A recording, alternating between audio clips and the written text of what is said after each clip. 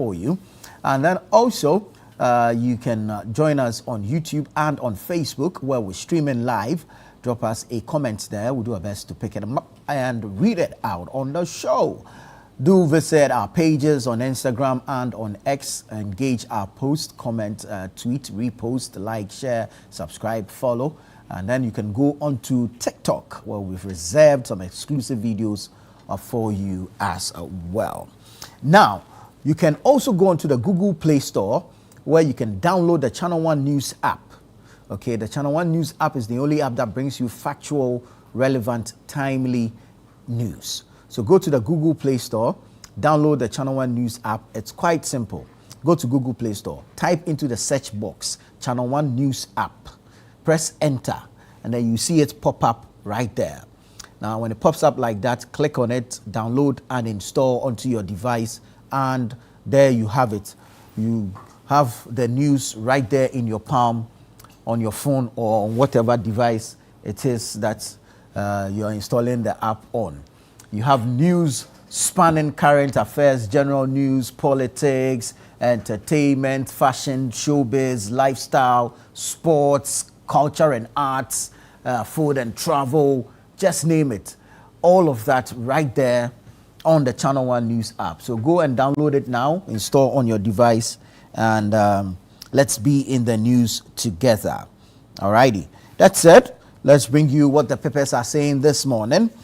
I'll start off with the Ghanaian Times, which front page has a very worrying picture. A picture of the congestion and traffic situation on the Accra-Nsawam Road. And the story says, nightmare on Accra-Nsawam Road worsens as bad sections at Dubru and Achimota cause gridlock. Nightmare on Accra-Nsawam Road worsens as bad sections at Dubru and Achimota cause gridlock. Government cracks down on encroachment with new lands task force. Government cracks down on encroachment with new lands task force. Ghana, Cote d'Ivoire sign deal to harmonize producer price policies. Ghana and Cote d'Ivoire sign deal to harmonize producer price policies. And then you have producer inflation climbs to 5.8% in May. That's according to the Ghana Statistical Service, GSS. Let me take you to the back page. World Bank approves $300 million to end SHS double track system. World Bank approves $300 million to end SHS double track system. GHS, Ghana Health Service, to roll out a nationwide drug campaign against 3 neglected diseases. GHS to roll out nationwide drug campaign against 3 neglected diseases. So that's the Ghanaian Times newspaper for today. Let's go to the Daily Guide. Front page of the Daily Guide says Gold Board, Ghana Armed Forces and FC sign 35 million cedis Tano Forest rescue deal. So FC is the Forestry Commission. You have Gold Board, Ghana Armed Forces, Forestry Commission sign 35 million cedis Tano Forest rescue deal. So that's on the front page of the Daily Guide. Other stories on the front page. Mystery deaths rock in Suta. Mystery deaths rock in Suta.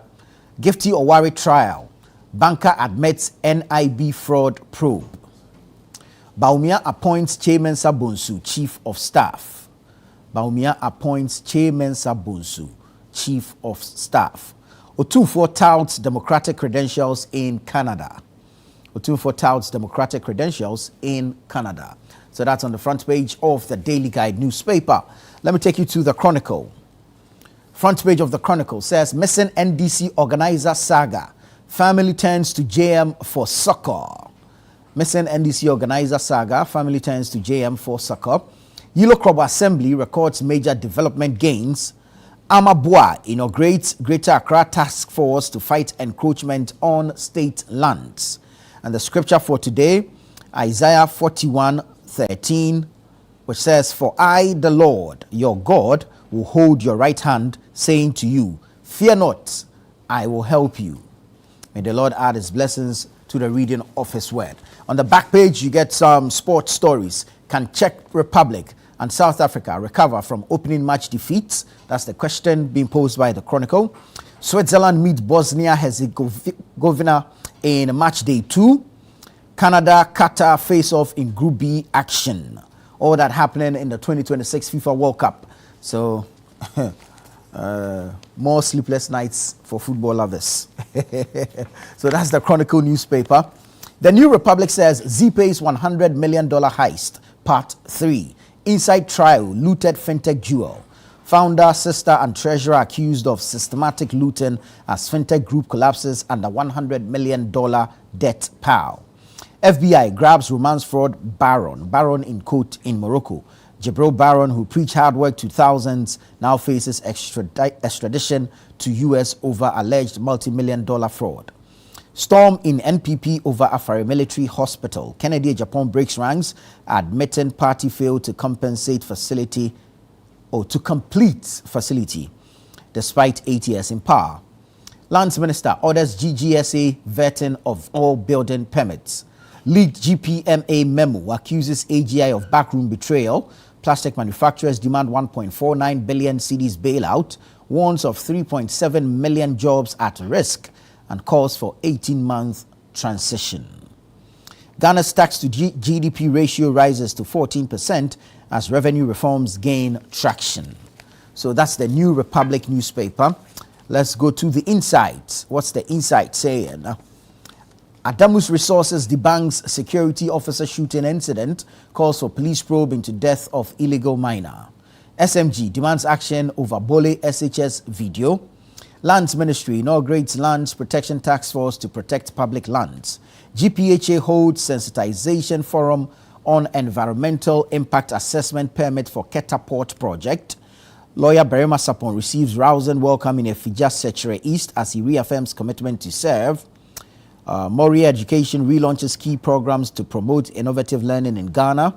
Plastic manufacturers warn of massive job losses, demand 1.493 billion cedis compensation over planned styrofoam ban. So that's the Insight newspaper. Now I'm going to take you online and bring you a few stories from our web portals. So here's what. We'll start it off from channel1newsonline.com. Channel1newsonline.com. Channel 1 community legends meet the OT officer serving communities through quiet kindness. So you can catch Channel 1 community legends right here on Channel 1 television. Again, Channel 1 community legends meets the teacher transforming lives in Oduamse. World Cup, late Yirenchi goal ends Ghana 1-0 victory over Panama. We had to suffer. Querios reflects on Ghana's hard-fought win.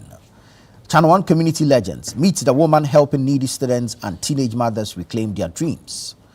Minority calls for legislative instruments to formalize NIMOS structure. Chieftaincy disputes slowing development. Chiefs must help resolve them.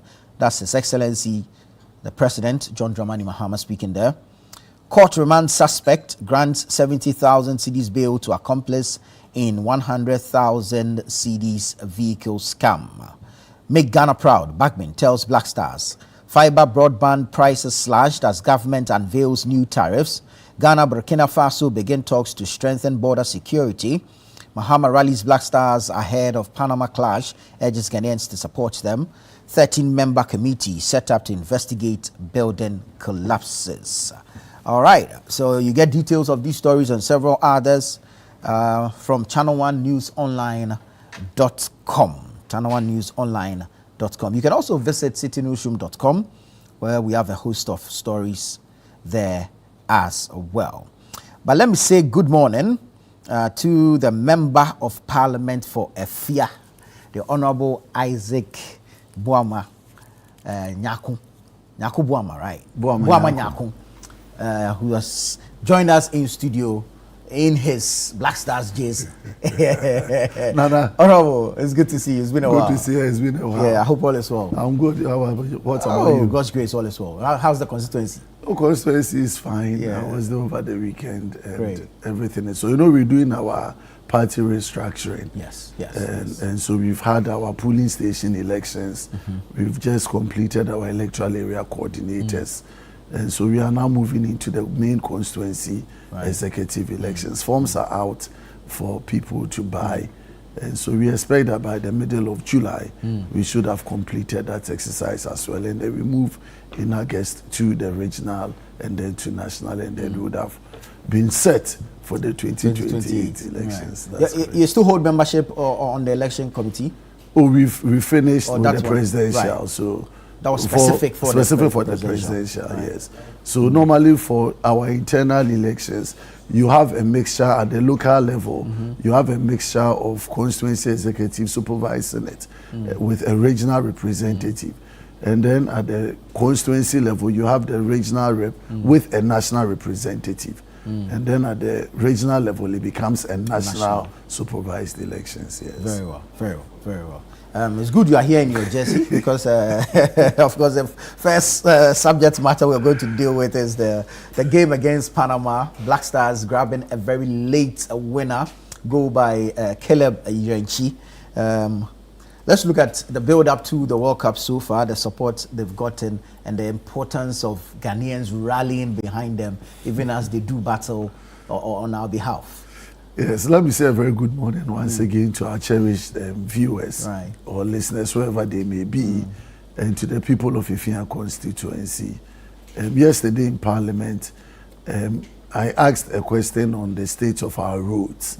You know, when you come to Efia, we sit within the metropolis. So in terms of our major roads, it's fairly okay. But our inner community roads are where we have some challenges. So earlier last year, I had opportunity of getting the Minister of Roads and Highways informed as to how we could complete some ongoing road projects. We still haven't seen much in that regard. So the big push didn't reach you? The big push is only passing through the highway. The big push is passing through the main Takoradi to Aguna Kwanta Road, but in terms of our city. So there are other major communities like Western Okro, which is more like if you come to Accra, our Usu or Abelempe, this area, Tesano, you know, quite an elite area, but the inner routes are very bad. So I engaged the urban routes and then we put together some arrangement, which is before the Minister for Roads. So yesterday I sought his view as to when it will be completed. And according to him, he's still looking for funding to get that done. But I can assure the people of Efia that the work of the Member of Parliament includes lobbying. You know, when you are campaigning, they say, well, MP doesn't do road. It's a truth. MP cannot use his money to construct a road, but the MP can lobby. And that is what I've been doing over time to get some of our places well equipped or the roads fixed. Last weekend as well, we have our major health facility, Efia Health Center, which is not in too good a condition. In fact, it was commenced by my predecessor, Honorable Joseph Kujo. He used his NHIS fund to construct it. Now the main ground floor, which serves as the hospital, is fairly completed. But the accommodation bit, which is to keep the nurses and the rest there, have not been done. And so I've taken it upon myself to complete it alongside all uncompleted initiated projects by him. I'm not following the NDC in terms of Agenda 111. So last week I started work to complete that particular project. I inspected that particular facility. And I'm very happy with the state of work. I intend that by the end of the year, we should complete it and provide some good respite for the people of Efia in terms of health infrastructure. Having said that, that is constituency specific issue. Let's go into the Black Stars. In fact, I'm very excited, happy that we won. Because this World Cup, it's coming up as one of the most difficult World Cups one can experience. Normally at the group stages, the top teams are supposed to show superiority. And you could see yesterday England against Croatia. That England stamped its authority. Even when Croatia showed with all intent that they were a very, very, very good side. In terms of African participation, I'm very impressed with the way the African teams have started. You have the likes of Egypt drawing against Belgium. You have Cape Verde drawing against Spain. Yeah. And you have Morocco drawing against Brazil. These are top first-class teams in good form. Yeah. And so that tells you, and Cote d'Ivoire winning against Ecuador. Yeah. So it tells you at some level that Africa has come of age. And then you compare it with, okay, we lost in terms of Senegal against France, but you could see quality football at play. Where we've had a bit of challenge in terms of the team is South Africa in their opening game against Mexico, and then Tunisia losing 5-1 to Sweden. Exactly. So previous World Cups, you would realize that African countries would have all been losing in their first game, and by the time we finish the first round, only 1 or 2 will be progressing. But looking at where we started, I was very, very concerned about the Ghanaian team, because we have not been a team put together for long. Yes. If you check the background of all of these players over the past 3 years, many of them have never played together. So it was when Utuado was trying to consolidate a team that he also left it off. And Quiros hasn't also gotten enough time.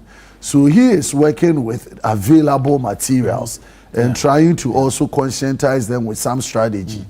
And so going into the World Cup, all wasn't well in terms of the preparation of the team. Yeah. If you look at our trial games, we had virtually lost most of our matches and drew only 1, meaning that our team was not mentally in good shape in terms of a winning team. And then you go into our opener, and then you have your first 11. Of course, when you have people like Kamal Dean in there, you have Semenyo, you have Jordan and Co. You could clearly say that, okay, let's see what the team will do. But for the first 20 minutes towards the first half, it was hell. Yeah, it was difficult the team just couldn't find its feet. And my worry was that the team had no strategy. Because you see, contemporary football, you don't even find goalkeepers kicking ball from the goalkeeper end straight into the opponent's half. I don't remember that. It's worked you're working from behind. Even when players are surrounding your inner perimeter, you still find a way of playing the ball, moving it so that you can draw people out. Exactly. But in our case, we were just playing the ball from goalkeeper's end straight, and then you lose it. And then also, we were stuck to the back. For the greater part of the first half, we couldn't even cross the center line. We would withdraw to the back and allow the Panamans to put pressure on us. So I was very worried as to what was the tactics. And normally when you play that formation, your counter-attack should be swift. But even when we have the ball, we are still slow in our build-up. Exactly. We don't have the speed like that. So close to the first half, if you check the statistics, we were doing less than 35% of ball possession. And no clear-cut chance created. So it looked very worrying going into the second half. But the moment they came into the second half, you could realize that some talks have gone in. Indeed. Yeah. The changes that came reflected the fact that the coach knew who to drop and who to keep. And you could see some sort of urgency. And then the boys began to attack and move the Panamas to the back. The moment we did that, they became confused and they started hitting the ball away.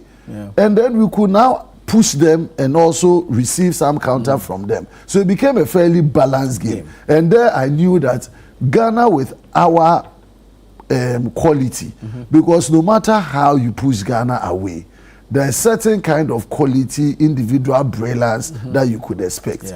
And towards the end of the game, Semenyo had to swap with Dede Ayew. Dede went to the left, Jordan went to the left. Semenyo tried coming into the center forward, and then that kind of exchange. But because they were not giving him, his style of play, he needs room to run. Exactly, but they were not giving him that. There was no midfielder. There was no midfielder who was creating that space for him. So he had to swap and come and with Jordan, And Jordan was really exhausted. So there were lots of calls as to why Jordan post the 60th minute, 65 minutes was not being changed. But these are prerogatives of the coach, and once he wins, you cannot blame him. But at least the change also contributed to the running by those substitutes, because it gave us a lot of energy up front. Some quality was spread across, and then wow, the Caleb Yenchi guy, getting a yellow card in the early parts of the first half, and his play is like Claude Makelele. Like he would just knock you off. I was a bit worried whether he would get a second yellow and then subsequently a red. And then he fought and moved himself into the space that could get us the goal. And he actually started the build-up. He's the one that laid the pass to Semenyo. And then Semenyo on to Thomas Asante. And then the cut in from Thomas Asante. And let's praise Thomas Asante for the energy he brought into the game. So, by and large, we should be happy, because once you get your 3 points, the pressure goes a bit down. And all you need is 1 point to go into the next stage. Because in our tournament, you are looking at first two and then best 8, third place. So the moment you have 3 points, you already are inching closer to third place. But then when you get an additional point, you are likely to be within the top 2. And I think that should be our focus. But the team has a lot of work to be done on. This team, if it plays the way it is against the likes of Birmingham and Kane and all of that, we'll have a problem. Because the way these English boys picked yesterday with all of Rashford and co playing those balls, the defense has a lot of work to do. Because there's a lot of tension when we are being pressed. And then look at the goalkeeper. Every cross that came, he had to punch. Every cross, even when he's in good position to catch, he had to punch. And so when I compare him, that is Atizige, with Asare, you could find some composure at the goalkeeping end with Asare for me than Atizige. Though Atizige looks more stronger in terms of posturing, but his composure at the goalkeeping was a bit worrying. And if you have a strong team that flies the ball across your face and you see the things they were doing, it wouldn't look bad. Like, let's say a big congratulations to the Black Stars in town yesterday, bro. People didn't sleep. But you look like someone who didn't sleep. As at 2 a.m. We're up for Ghana. People were there. So it tells you the bond and the unity that football brings to us as a people, and we need to leverage on it. And that is why maybe in future we'll be discussing about investment in football, especially because it improves your tourism. It enhances your global reputation and image, and also the revenue. Because the market yesternight, if not for football, everywhere in this country will be asleep by 12 midnight. But because of football yesterday, the sales, the economic gain across the country cannot be underestimated. Indeed. Yes. Right. Let's say good morning to Fuseni Donko. He's a Deputy Director General at the National Service Authority. Chief, morning. Good morning. National Service, you people have been doing farming and now you are doing military training. When will you start a football academy? Good question. I think that's a good one. Yeah, you should start a football academy. You should start thinking about that. Start grooming them from a young age. Yeah, you have a point there. Good morning to your channel viewers. I think my wonderful brother has been able to deal with football very well, and I will only try to go to the free primary maybe after healthcare Parliament side. you go into coaching or You shouldn't just become football people. So I will go more into the free primary healthcare side because of my background. I think if you take the average Ghanaian today, if you measure the three of us on this table, our BP right now, you realize that our BP is up. Because one, we didn't get enough sleep. True. And the adrenaline level of that match was extremely high. So the average adult today, the BP will be up. So we should be very careful on the road because most of the people didn't get good sleep. So on the road, there will be a bit of careless driving today. because now they are rushing to work because they didn't wake up early.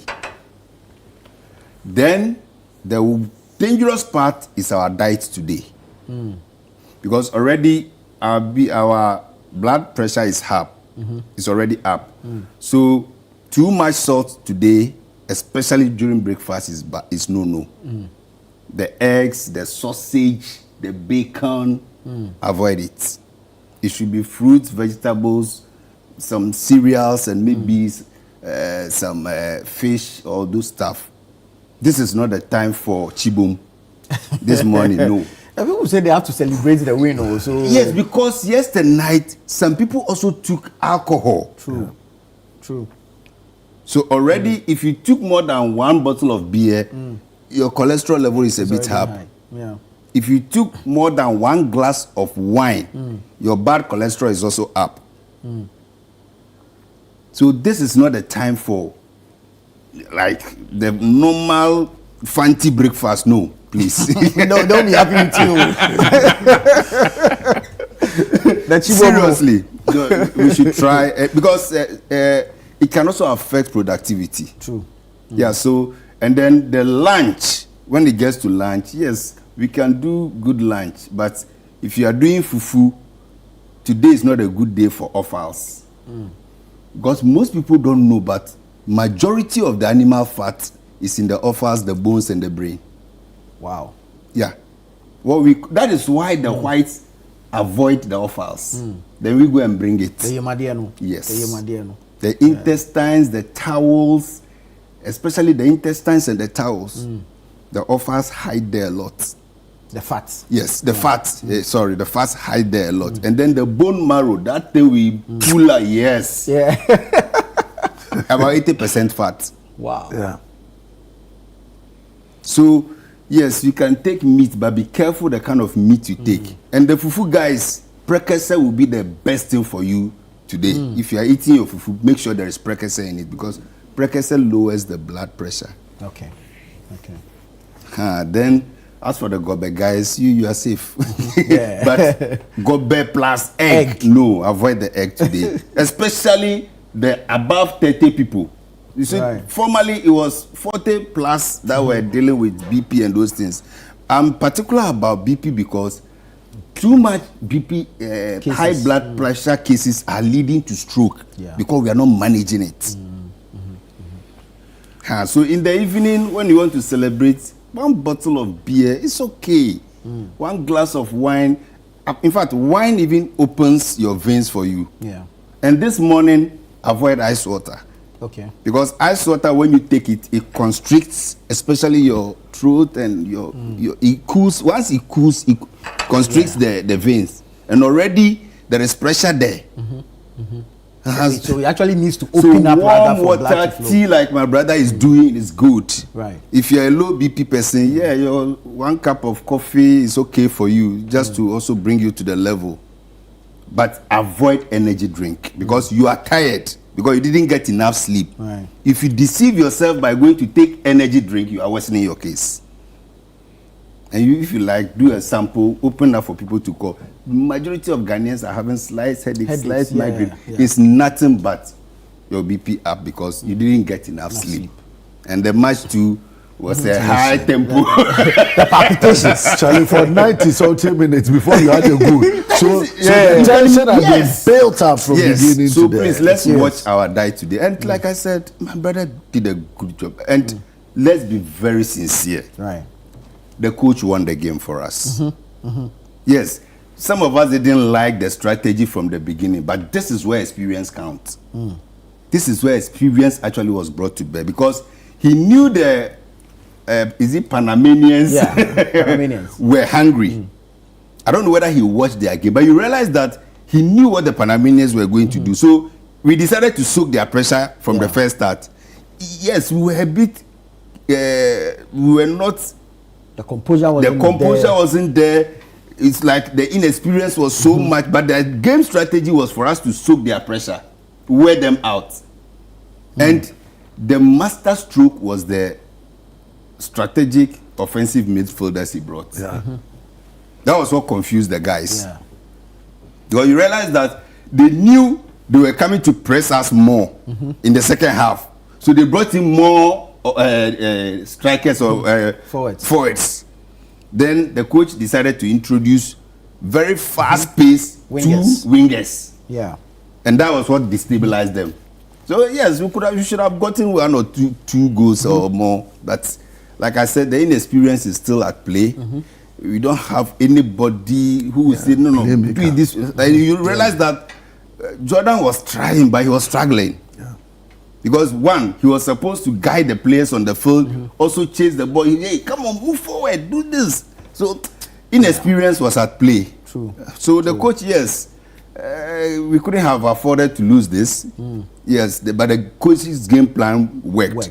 I'm hopeful because if you look at Croatia and England, they are both very tactical. Indeed. Ghana will confuse them. Really? Because you can't read Ghana's formation. You don't know what the game plan is. You don't know our game plan. So you don't know how to counter it. Yes, so I'm not so scared of the two other teams. Just that if we don't get physical with, especially England. Yeah. We need to muscle them out. No, we need to be physical with them at all costs. Otherwise, it will be a good harvest because our defense is a bit porous. Yeah, true. And I also agree with my brother. I'm more comfortable when Benjamin Asare is in the post. Really? Seriously, I'm more comfortable when he is in the post because the other guy, Atizigi. Yeah, the confidence level. You see, I'm a goalkeeper. I was a goalkeeper. Oh, sorry. Wow. So the moment you see a goalkeeper punching the balls all the time means the confidence level is a bit low. He's not so sure he cannot grab it. Yeah. So the safest thing to do is to punch it away. And goalkeepers, you don't punch directly back into the game. It's always away or over or on the side. But so when Benjamin came, you realize that even the defenders were a bit more calm now. Yeah. So for me, yes, yesterday was a very serious gamble the coach took. I think it was a serious gamble to try to soak pressure for 45 minutes. Yeah. It was a serious gamble. Then the next moment he decided to just go on the offensive. And I think it worked for him. So he was right to celebrate because the players, the inexperience was there. Yeah, clearly. It was evident. What he told them to do and they did it and it worked. Yeah. So let's credit the coach for it. This one was purely a win from the bench. I think Partey's absence was felt. Seriously. Seriously. We didn't have a proper distributor from the middle. Yes. Because you realize that as soon as we closed the midfield, the guys were confused. Yeah. Because they thought we were coming to soak the pressure again, so they were coming to attack, press more. All of a sudden, the distributions were not coming. We were rather now attacking. So they were, and by then they were also tired. And so for me, yes, I'm not so scared because this is the first time we are winning our opening match. So at the World Cup, at least the confidence level will be up. The other teams will be worried. Croatia will be worried. Yes, they have lost. Individually, they are good. They are better than us. Tactically, you see them playing. The cohesion is there. But we can destabilize their cohesion.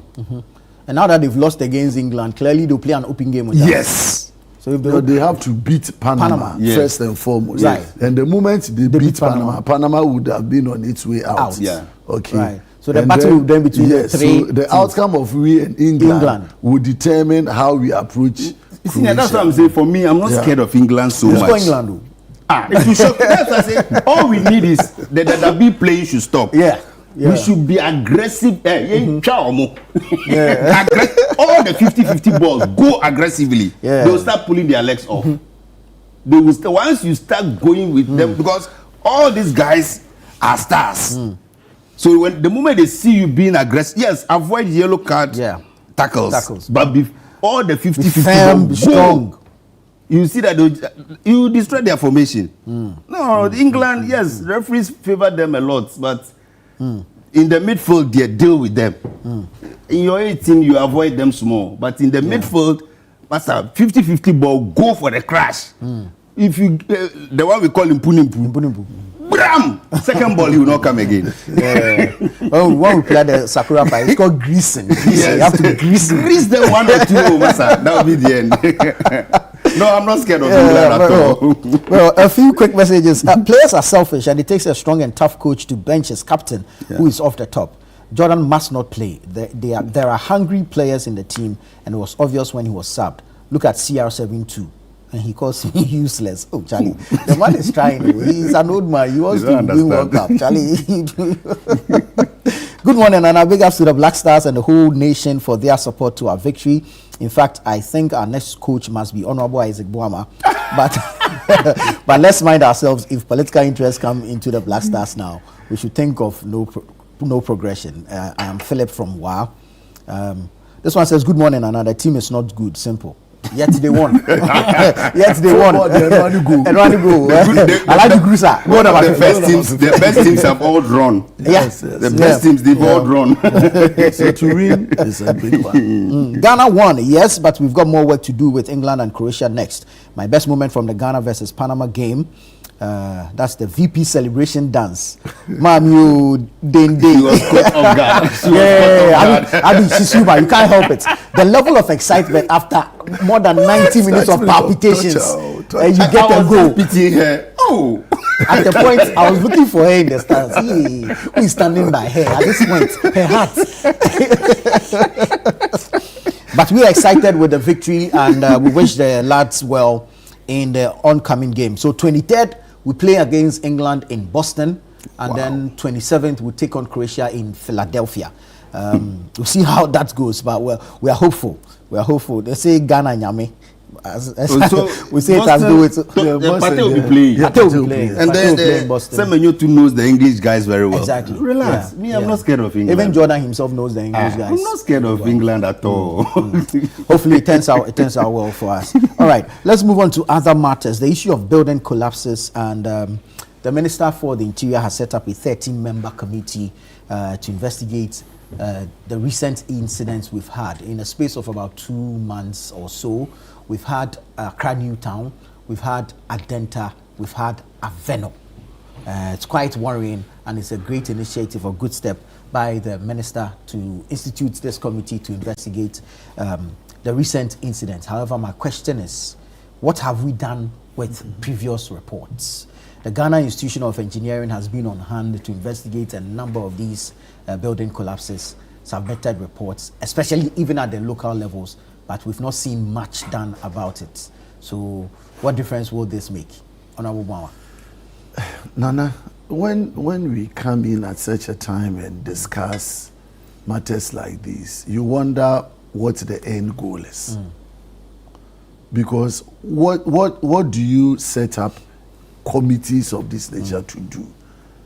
It's more like a fact-finding committee, trying to establish what might have gone wrong, what were the circumstances surrounding it, who failed in its duty, and then what kind of remedies you want to put in place. But this is not the first and will not be the last of such collapses. And we know them per previous investigative works. A lot of committees have been set up in the days of Elajo. We had some Achimota building collapse, in Ashanti region building collapse. The famous Melcom collapse at Achimota, amongst others. And you wonder what pragmatic solutions we put in place in terms of our building permits granting, supervision by credible certified contractors, architects, to make sure that your buildings are certified at every stage of work, amongst others. So we have the laws, we don't implement them. We have all the laws in our books in terms of from the moment where one begins construction, what you need to do, amongst others. So it's worrying when you come to the stage where now minister is setting up a new team to go and investigate the cause of building collapses. Has he reviewed the past reports that are before us? Is there something extraordinary that he believes might have been happening today that we don't know before? And what is the surety or guarantee that after this committee presents its report, there will be far-reaching directives that will change the narrative for us as a people. And so we welcome the committee that has been set up.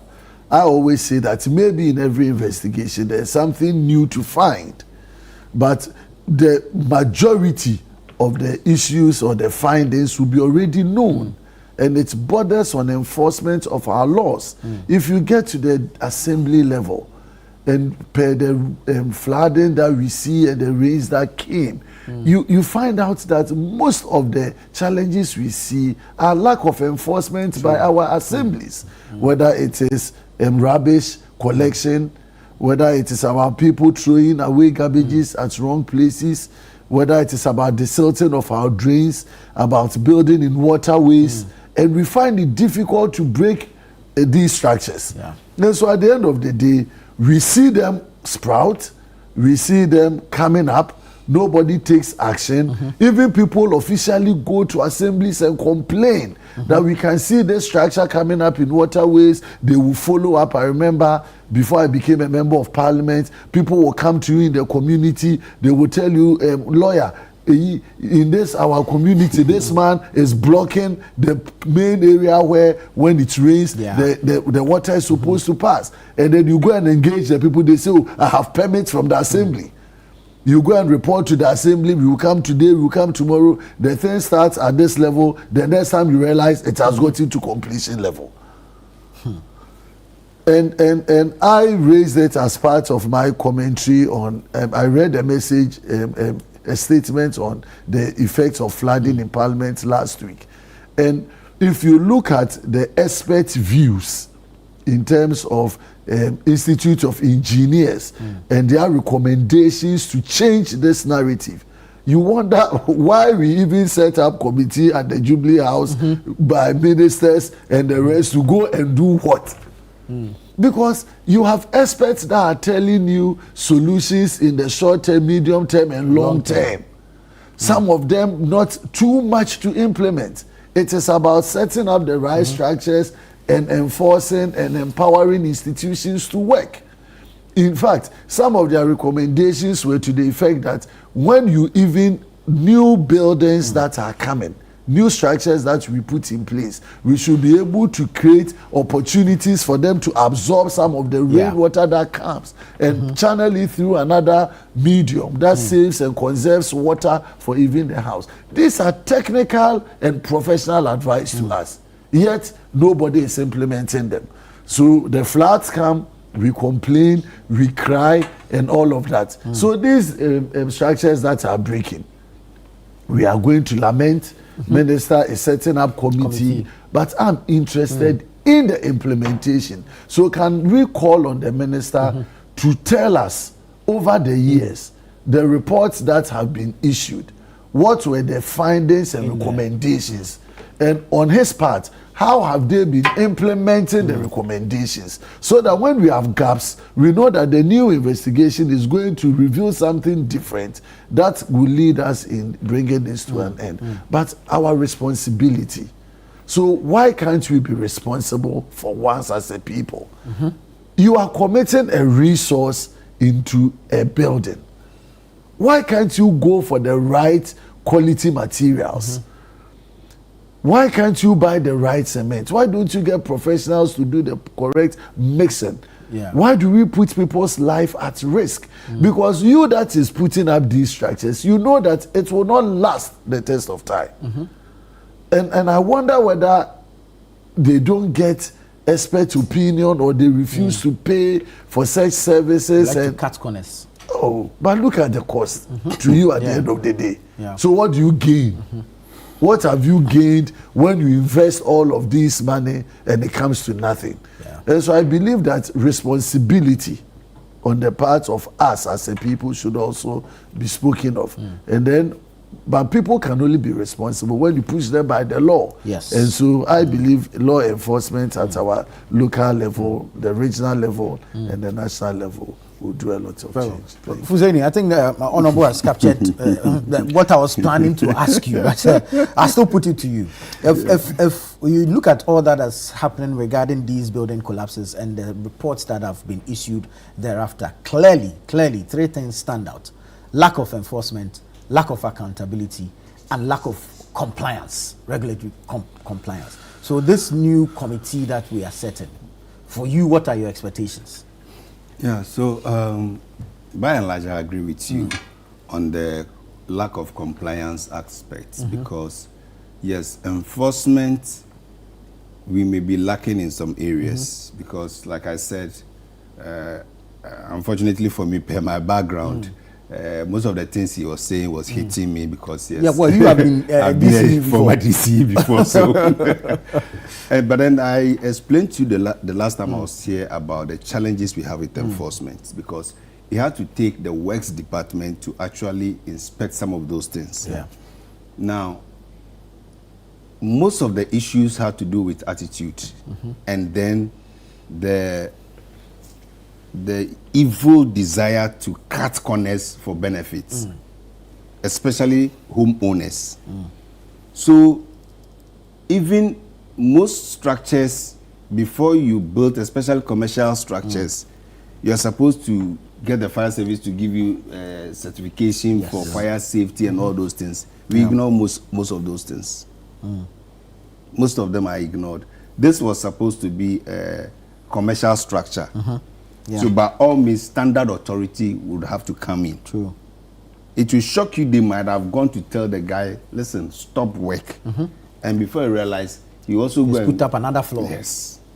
So, like I said, yes, I know my brother may be tired with the committees being set, but you see, like he rightly said, one committee's work can differ from the other.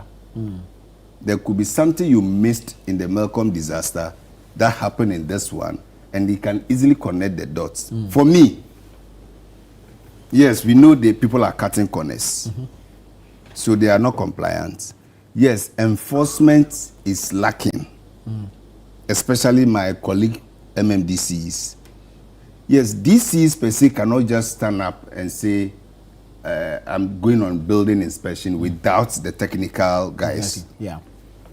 So until he sees that this particular one is blocking waterway, even destroying it is not easy for him. Yeah. Yeah. So what we must all start advocating for is that particular aspect where homeowners are now going to be held liable for some of these things. Because until we begin to hold people responsible for actions of their commission or omission, these things will go on. Because at the end of the day, you set up the committee says, oh, he used substandard materials. That was what caused the thing. He built in a waterlogged area. That was what sank the building.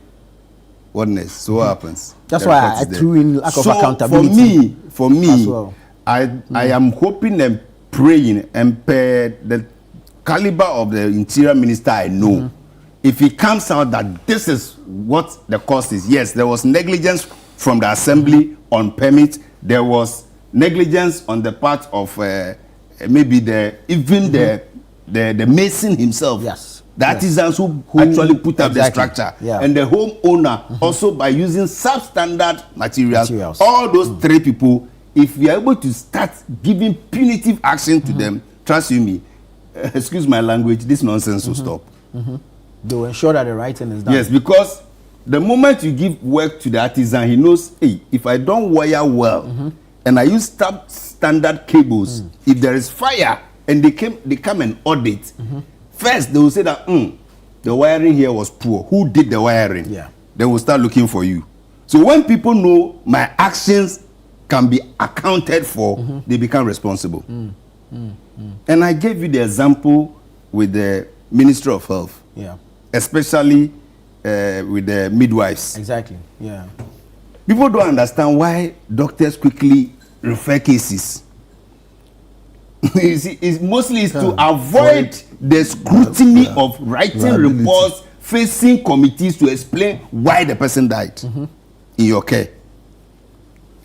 And like I said, midwives, if you get one maternal death, your whole life will change. Because the reports you write, the committees you face, both at the sub-district, at the district level, even at the regional level. Because one maternal death becomes a blot on the whole region's report. Yeah. And that is how serious. So you realize that now maternal mortality is very low because midwives, even traditional birth attendants who have been trained, are also very responsible now. So why can't we extend that into all our areas of life? Yeah.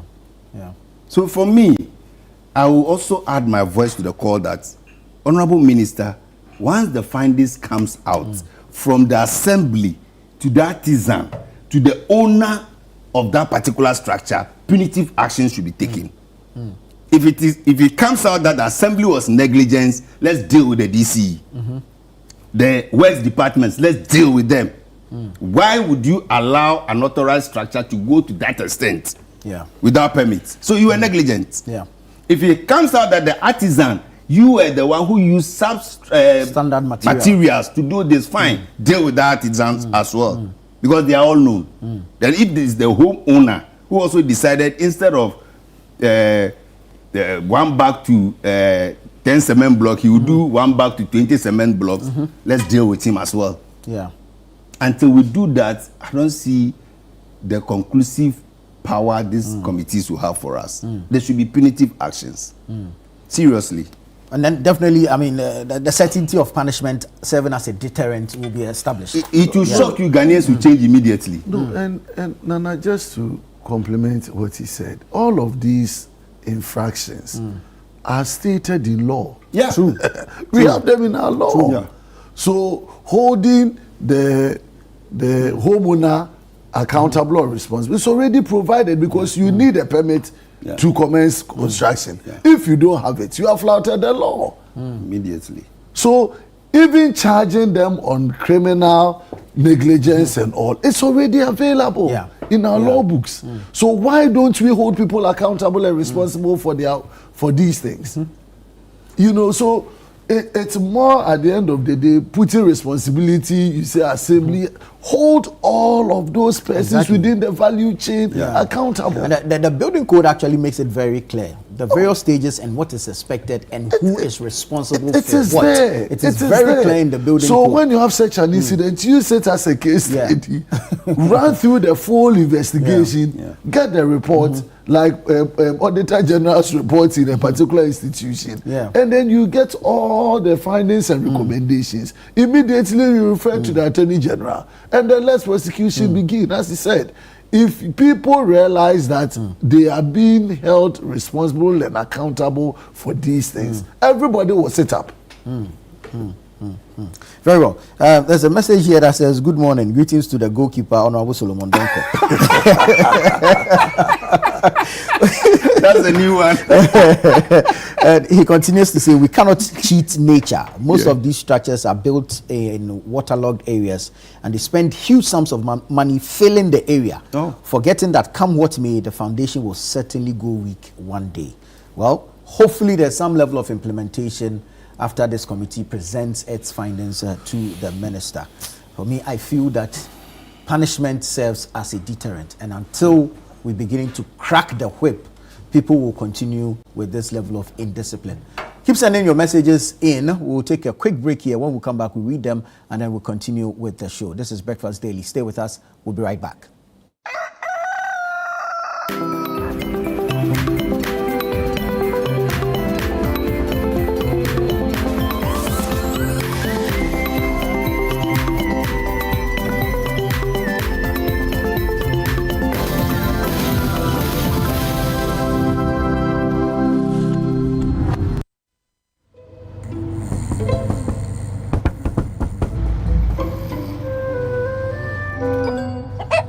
Numerous cases of people falling asleep have been reported across the African continent.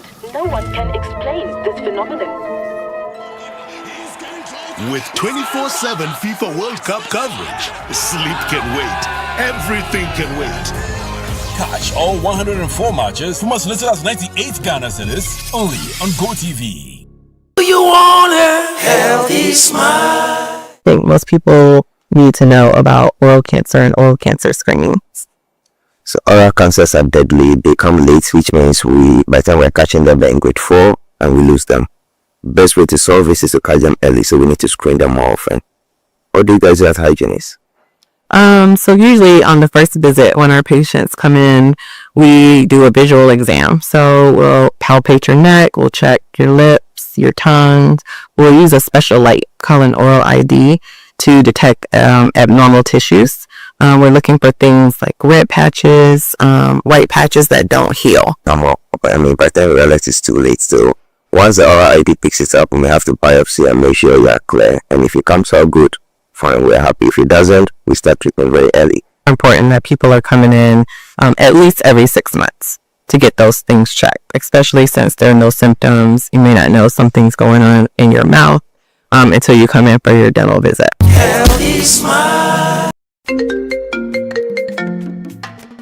Hello, my name is Pamela from Customer Service. Please revalidate your account by texting your Ghana card number to 0500,000 247.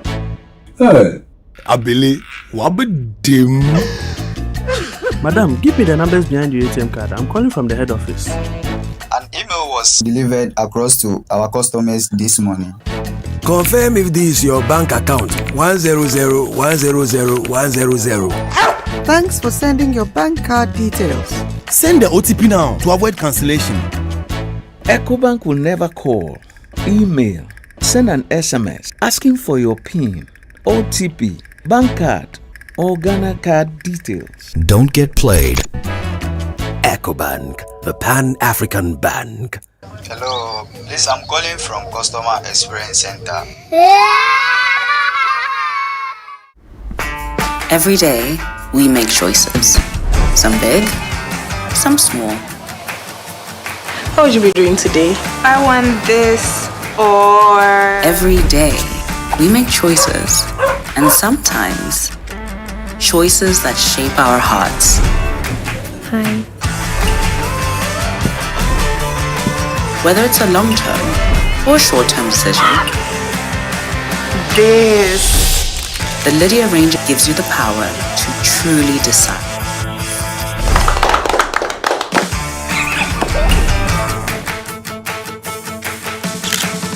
With Lydia, you truly decide.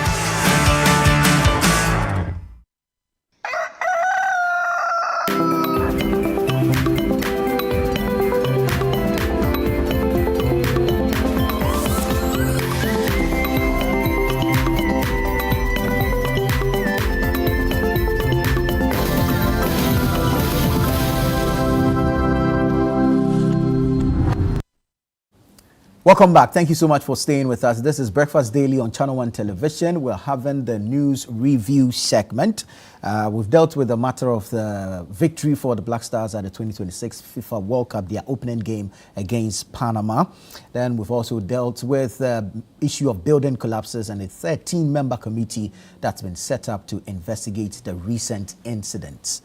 Now I have a question, and this one I'll throw it to Honorable Donko. Where is Sedina Atuno? Wow, that's a big one. You didn't see that coming. Yeah. Upon him too. No, the best answer for you is that she's in Ghana and in the hands of the prison service. Is she? Yes. We have confirmation that she's been handed She over. was handed over to the Ghana Prison Service. As to where they decide to keep her, I don't have an idea. But I know she was handed officially over to the Ghana Prison Service. Yeah. Right. Honorable Bwama, your side in the House is demanding enforcement of the conviction. I mean, if she's been extradited into the country, handed over to the prison service, as Honorable Donko has said, then clearly that is enforcement of the conviction. So what else do you want? So why would we even be asking those questions and not the states provided that information to us?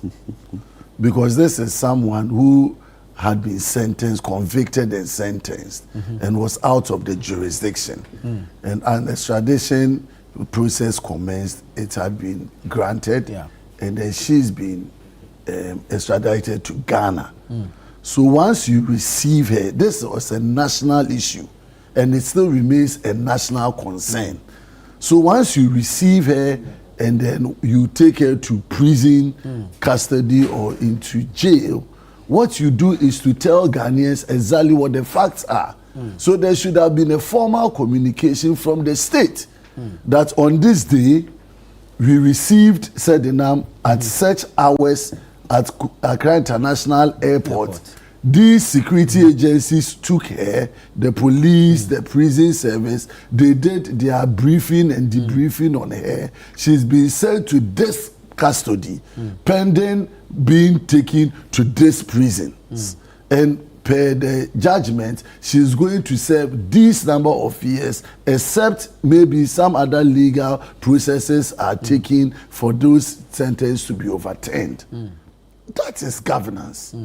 You don't throw it to us to be finding out where is she, is she under house arrest, is she saying that she is sick, has she been given to the hospital. You don't do that on such you pass the Fine Act, the Fine Bill into law, the RTI. So use that means... No, it shouldn't be that. It shouldn't get there. It is part of our collective good governance. Nana, you see, at times it baffles me, but this same energy, Honorable and his colleagues are pushing to know the whereabouts of. At least, they should use half of that energy to also invite Ken Ofori-Atta. But is Ken Ofori-Atta hasn't been convicted of it? Ken Ofori-Atta is the cause of all their problems. Really? How? Ken Ofori-Atta alone contributed over 60% to their loss. Is it? Oh yes, they know. How so? That's why they were all marching for him to be booted out. He wasn't booted out in time before they lost. It's for me, you see, let's not be a bit hypocritical about the whole thing. Ghanaians, the MPP convicted Sedinam. MPP didn't convict her. Sorry, the court. Yes, sorry. So the MPP administration prosecuted her. Not MPP administration, government. Sorry, you are right. The MPP government's administration actually prosecuted her. So let's qualify. The government during MPP. I don't have a problem. The truth of the matter is that Sedinam did not run away from Ghana. She was granted legal permit to travel and seek medical attention. And sincerely, when she went, she was on medical attention. Oh, this while?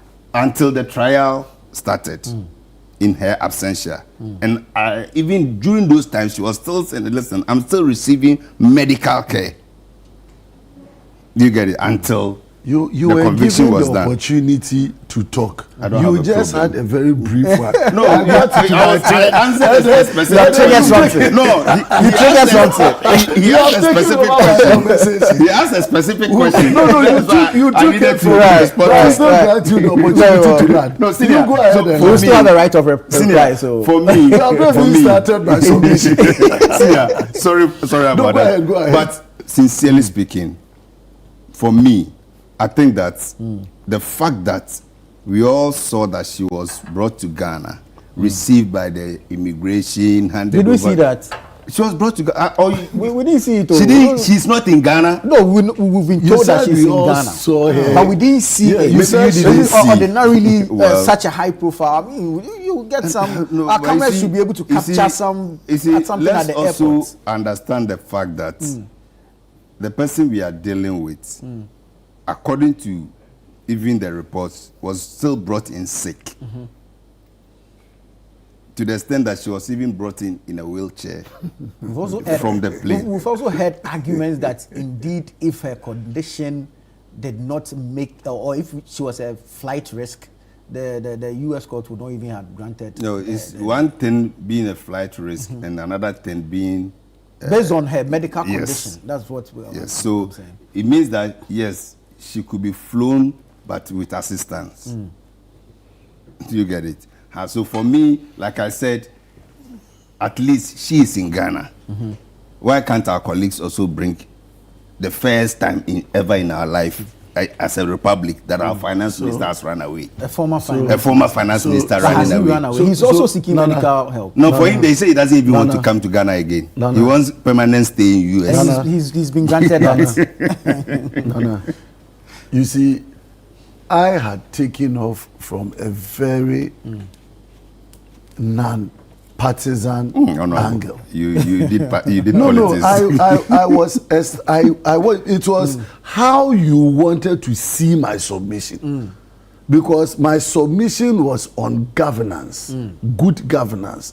Whether that is not what you expect in such circumstance.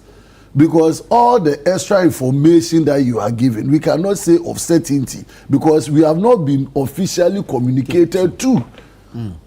And I'm saying that profile, that high profile matter, why you are talking about somebody, and I never like it when we always want to digress and do comparatives. I don't have a problem if you bring Ken Ofori-Atta matter. I will establish it according to what my conscience tells me, and I've always said it according to conscience. So when you bring it and want to do equalization, and she has now come. When did she come? Wasn't she under conviction all the years? Why didn't she come last year? Why didn't she come 3 years ago?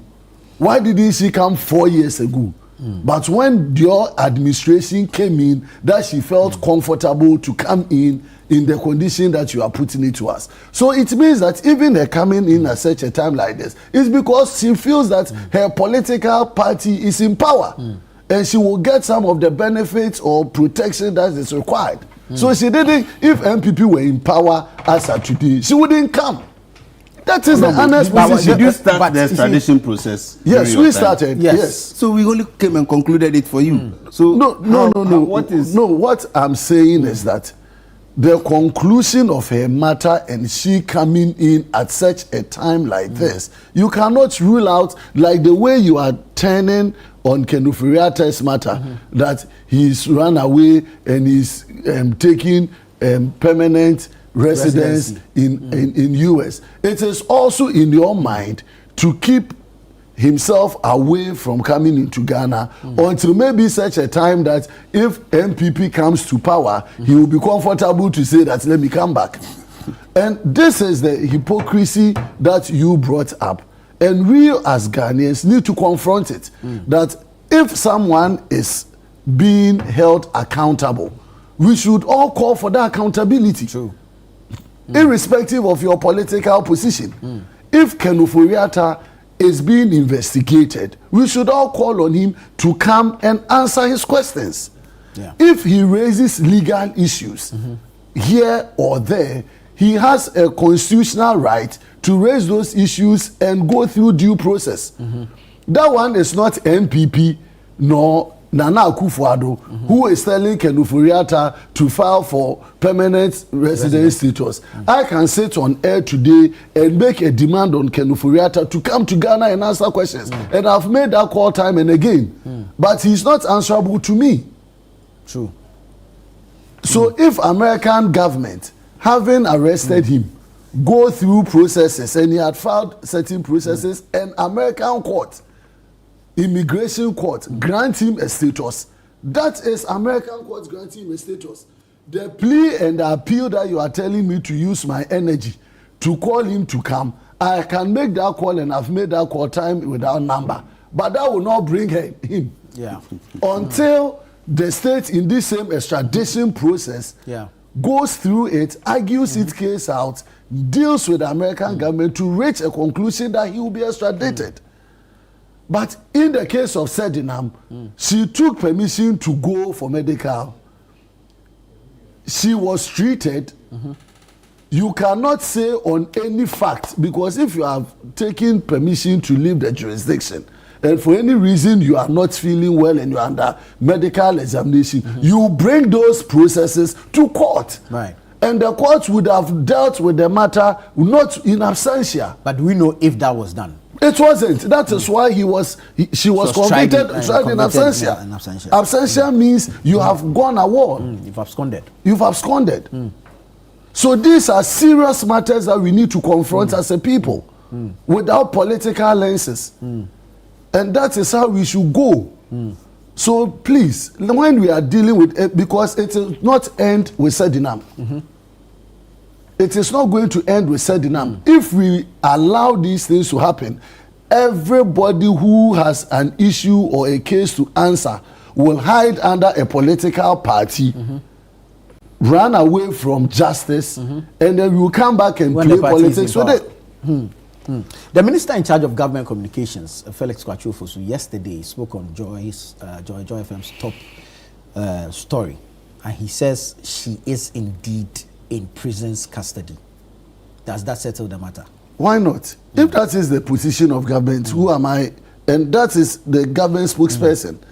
So if the government spokesperson says she is in prison's custody, we take it for what it's worth, until and unless someone brings information to the contrary. But you expect state and government officials to give us accurate information. But then the next leg would be, what is the position of government in terms of her being? Is she in prison custody to serve the sentence? He should have continued to tell us. Because I am worried with the way we use the law to not apply it equally, and then use our political opportunities to free our sympathizers. And I'm saying this from the perspective where when NDC came to power in 2025, within the first 2 months, when the Attorney General was appointed, in his first 3 days, he saw the need to enter into withdrawal and nolli prosequi of cases that were pending in court, some almost due for judgment. And we hide behind the powers of the AG to withdraw cases without explanation and to enter into nolli prosequi without reason, and shortchange and cut properly initiated prosecution. And they turn around and say, if you wanted conviction, why didn't you convict in 8 years? Yes. Is that a political party's responsibility to do conviction so the cases that you have started with the National Service people, you are obliged to complete it in 2 years, or in case MPP takes over in 2028, 2029, we come and tell you that because you didn't complete your prosecution in 2 years, we should free them. Is that the practice that we want as a country? So please, we should take this country serious. And we say this and you are like, oh, when you are in opposition, it is easy to talk. No. But is it not? Nana, it's fascinating listening to my senior. Really? You see, because most of the cases that he referred to, we all saw some of the even unethical behavior of the then Attorney General in some of those cases. Going behind, speaking to accused without even the lawyer's permission, trying to even fix judgments. So most of the cases that the AG then was prosecuting were just persecutions that he was actually engaged in. They also accuse you of doing the same now. No. You see, most of the issues that the Attorney General actually decided to even enter nolli prosequi and even some of them recoup were even civil cases that the state benefits when he takes what was being chased rather than saying, Chinchina, I want to jail the person. In the case of the ambulance trial, even the company, because they wanted to protect their corporate image, said, oh, listen, we are bringing you the money. If it's the money you want back, take it so that this thing will stop. He refused the money, lost the case, and lost the money too. Even that one he's working like, we should have even charged him for causing financial loss to the state. Yes. It's not all the cases Attorney General should have been, former Attorney General should have been cited for causing financial loss to the state. Because he lost the case. He messed the case up. He deliberately messed the case up. Because you are looking for money. You say the person has caused money to be lost to the state. And that said money was brought to you that, okay, take the money. And you say, no, I don't want the money. I just want to jail the person. But you see, if people are not punished, and every time something of the sort happens and they are able to pay back, you're not getting the then point. There's no deterrent. If there is financial loss to the state, there are two things the state wants. The money that was lost, can we recoup it? After recouping the money, the next thing is, was it criminally done? Then you deal with the criminal aspects. Which position of law is that? Well, this is the common law, I know. Look at the interest of the state. No, look at the banking issues, that the banking sector cleanup. Yes, one of the is it the CEO of one of the banks? He was asked to pay a certain amount of money to the state. Yeah. Because he was complicit in what actually happened. Yeah. The state decided, listen, we'll give you this time. If you can pay this money, matter settled. Unfortunately, the guy was not able to pay. I think the actual money he paid is the restitution that he had challenges with, which he couldn't pay. That's why he still... So he was jailed. Yeah. So that's why I'm saying that mostly it's not about jailing the person. It's about recovering. It's about the recoveries when it comes to financial loss. But then in the act of the person causing the financial loss, so you see that it's not just one charge that they bring against causing financial loss. There is causing financial loss to the state. Then there is willfully causing financial loss to the state. So mostly they look at the intents and as to how you did it. So like I said, we want to procure ambulance. Somebody give letters of credit. The ambulance came. We had issues with the deliveries. So full delivery was not done.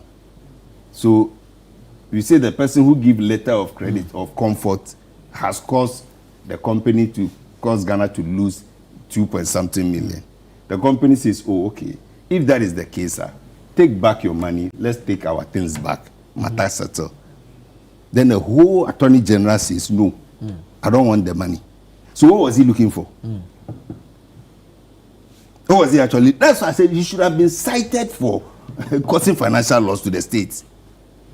That is my understanding. Because he didn't take the money. Yes, because we were looking. You said the person has caused Ghana to lose the money, and the money that was caused to be lost is being brought to you. You say I won't take. Are you not the one now causing us to lose money? Right.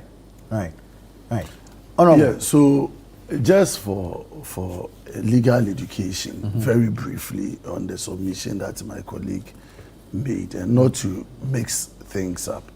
When the state conducts investigations and comes to a conclusion that someone would have caused financial loss to the state, and normally it is willfully causing financial, not just financial loss to the state, it's willfully causing financial loss to the state, and the ingredient goes into malicious, intentional to cause financial loss. Now the state has two positions: either to go through the civil mechanism to recover the money, or to go through criminal processes to punish the person for the offense. And you can even do both. Actually, you can institute civil proceedings to recover the money and also charge the person criminally. However, we have the open door where you can do plea bargain. Okay. So you are prosecuting the person, but the person believes that, okay, though I may have some defense, I think this matter will not help. So I'm making some financial commitment to reduce my liability in terms of, particularly when you have financial matters. Involved. So we shouldn't mix civil processes or procedures from criminal ones. And it is the state, led by the Attorney General, that determines it. You would agree or disagree with the position of the Attorney General for proceeding mainly on criminal prosecution rather than also focusing on civil. But if the AG goes criminal and succeeds or loses, that cannot be an indictment on him. Or to say that that would also amount to him causing financial loss to the state. Because his job as an Attorney General is to prosecute matters that he believes he has the chances to succeed. And AGs may win cases or lose cases. And it is dependent on how the court interprets the position of the law. Right. So, because the position then and the position now of the AG, which seems to go towards or tilt towards choosing to make financial benefit out of criminal prosecution, you ask yourself, those that he negotiated for, how much have they paid us at today? Go and check. The arrangements that were made to withdraw cases and to enter into nolle prosequa, whether the amounts that were agreed to be paid over the period have been paid, it's a no. It's a no. From our last check, it's a no. And you can ask the AG anytime. So what have we gained in ending prosecution, agreeing on financial payments, and those payments also not coming in? But my view is that as a people, we should be very careful how we deal with accountability issues. We should all be adding them. Now he is serving as a Deputy Director General of National Service Authority. He is holding it for and on behalf of the people of Ghana. Ghanaians expect some level of responsibility of him, not to use his position for his personal gain or benefit. So if he is not minded and does anything that goes against the law, it is not NDC that told him to do that. Yes, he is coming from NDC stock. We will hold the party responsible for putting him there and allowing him to do the things if he does that. Right. And not necessarily asking him to do that. Exactly. Right. And then hold the people responsible and accountable for their works. The moment you mad it with, MPP go and bring Kenufuriata, NDC go and bring this person, then it means that we are taking our eyes off holding individuals responsible for their actions and inactions, and now putting it under political parties. And when we do that, everything will slip off our hands. And so let all of them, I admonish my colleagues in government, that if your own people do not hold you responsible or accountable today, know that you will not be there forever. And all your works will be investigated someday.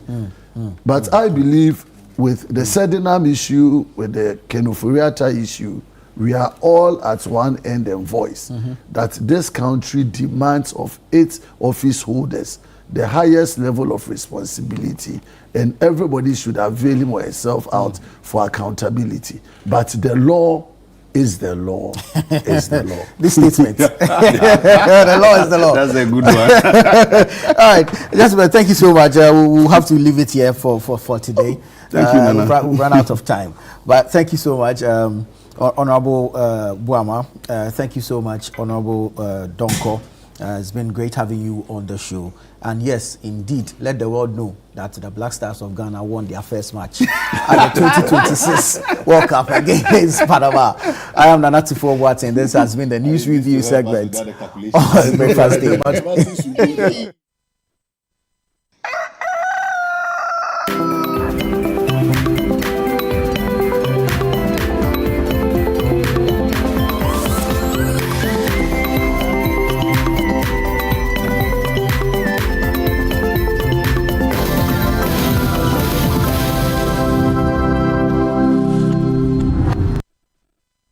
Hey, Kobe, you are sitting down there feeling very comfortable when some guy called Dixon is taking your sister out on a date.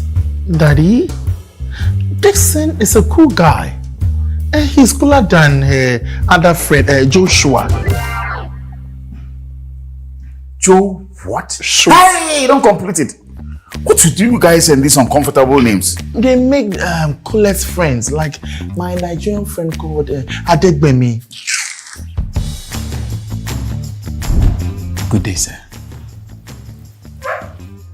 Yeah, look at them. And they are marching too. So, you're the dick.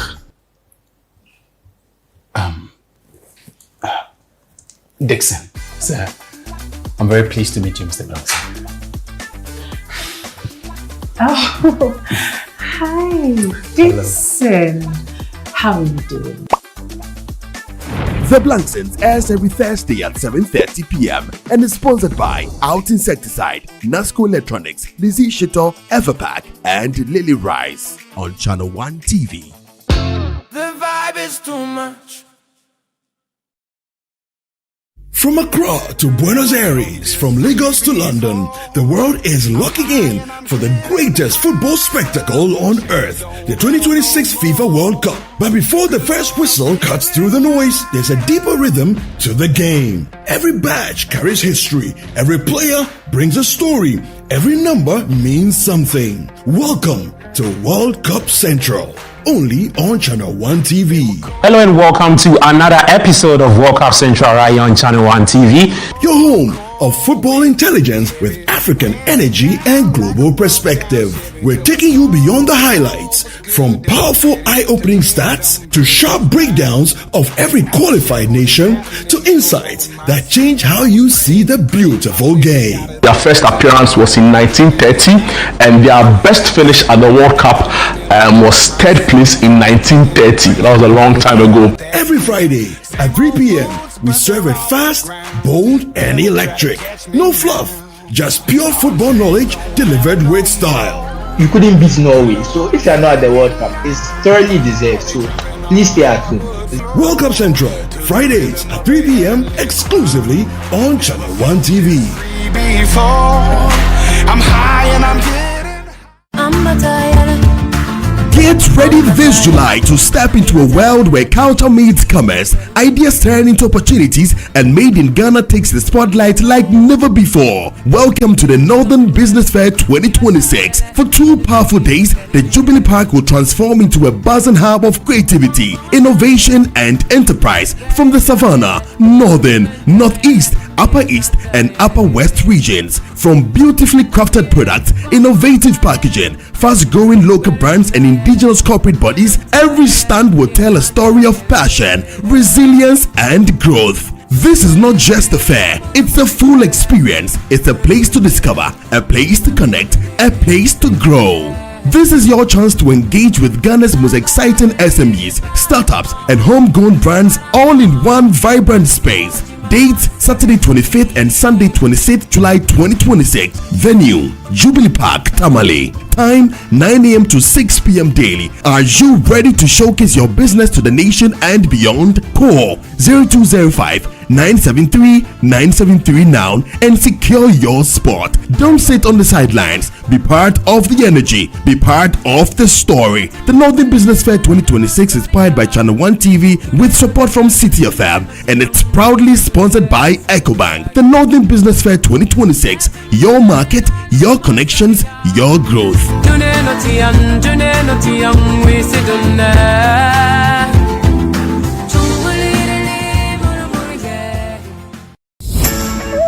June is for business here at City FM and Channel 1 TV. This June, the ideas get bolder and the future of Ghanaian business takes center stage. Welcome to the City Business Festival 2026. For the entire month of June, 97.3 City FM and Channel 1 TV bring together the thinkers, builders, innovators, and dreamers shaping the future of enterprise in Ghana. From powerful business fora that spark meaningful conversations to insightful on-air discussions with industry leaders and change makers, to stories of resilience, innovation, and ambition from Ghanaian entrepreneurs. This is more than a festival. It is a movement of ideas, strategy, and impact. Whether you're starting small, scaling big, or simply dreaming of your next breakthrough, the City Business Festival is your platform to learn, connect, and grow. Join the on-air series every weekday at 9 a.m. on the City Breakfast Show on 97.3 City FM and at 11 a.m. with a repeat at 6 p.m. on Channel 1 TV. This June, let's challenge businesses, let's refine ideas, Let's create impact. Call 0205 973 973 for further details. City Business Festival 2026, driving ideas into impact. The City Business Festival 2026 is powered by 97.3 City FM and Channel 1 TV in partnership with Absa Bank, and it's proudly sponsored by Absa Bank, MTN, Zondatech Ghana Limited, and Petra Trust.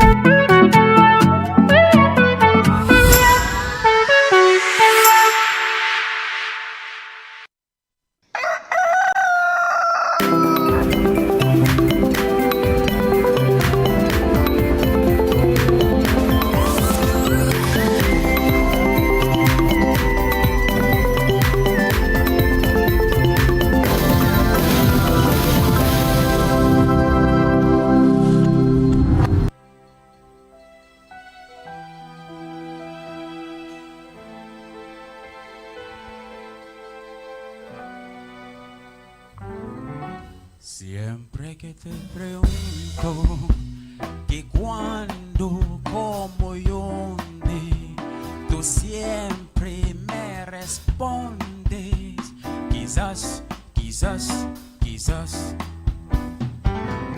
Y así pasan los días y yo desesperando y tú contestando, quizás, quizás, quizás.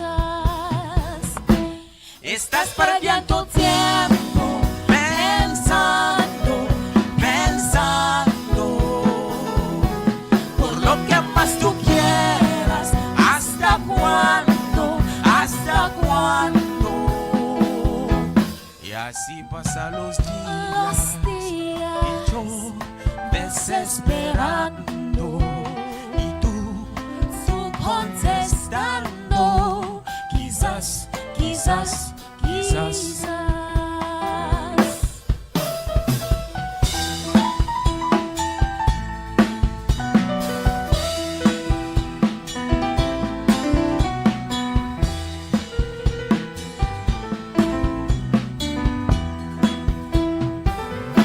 Siempre te pregunto que cuando, cómo y dónde, tú siempre me respondes, quizás, quizás, quizás.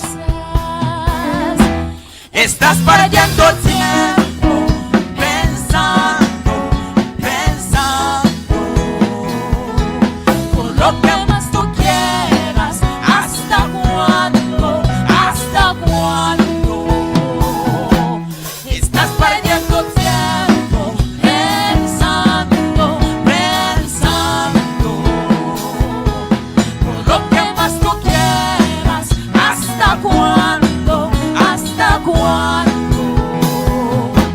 Y así pasan los días y yo desesperando y tú contestando, quizás, quizás, quizás. Quizás, quizás, quizás. Quizás, quizás, quizás.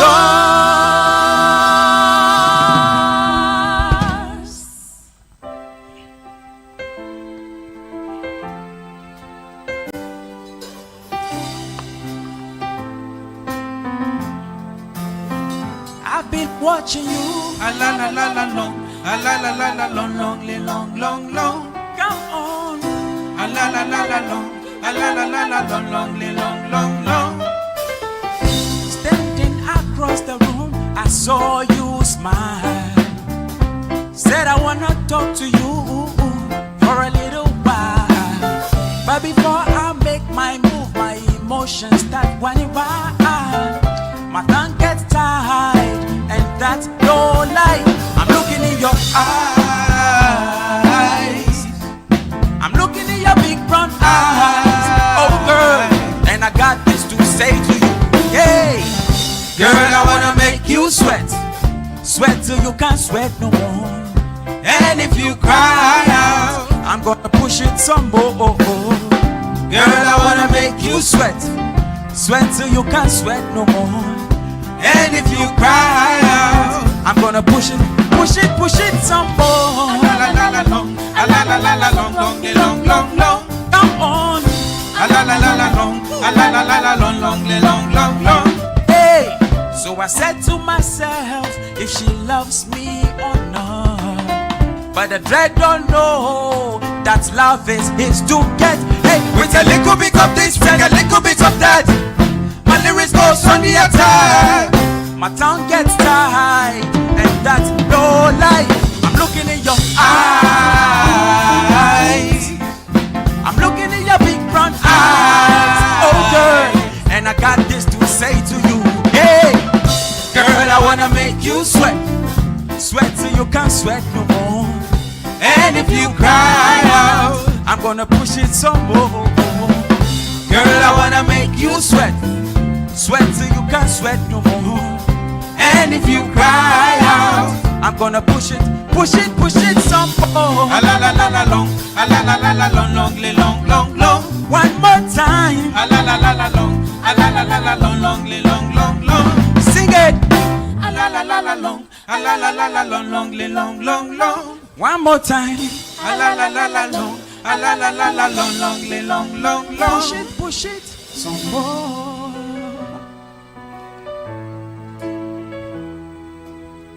Yeah. So this one we're about to do is called Sacrifice. Featuring the man himself, IC, and one of the most talented guys called Esiama. The song is out now today on all streaming platforms. And it goes like this. Yeah. And I did my life. Okay. Sacrifice. Say I did my life. All right. Sacrifice. And I did live my life. Sacrifice. Woo. Yeah. Listen, see. If I them from fool, no be see belly full, I just wear my shoe. Step on the street, talk and do like a showman do. We did life on set, I be thumb when I cruise. Starboard mode, stretch and pose. Go Fiji, I'm a malova with the pop one as stacks and mula. Fly man Dubai, back and go like a flow my lava. Whoa, next year na Kadaji. It no be 9 to 5, go be my salary. When I go high to the level where them know they see. Push and push the way no get labor. Next year na Kadaji. It no be 9 to 5, go be my salary. I wanna go high to the level where them know they see. Push and push the way no get labor. Hey, broski. If you know the fire, we just the move. See, get out the way. Matua swording, they live my life. Okay, and I the sacrifice. See, I they live my life. Alright, and I the sacrifice. Ossie day, broski. Hey, if you know the fire, we just the move. See, get out the way. Matua swording, they live my life. Okay, and I the sacrifice.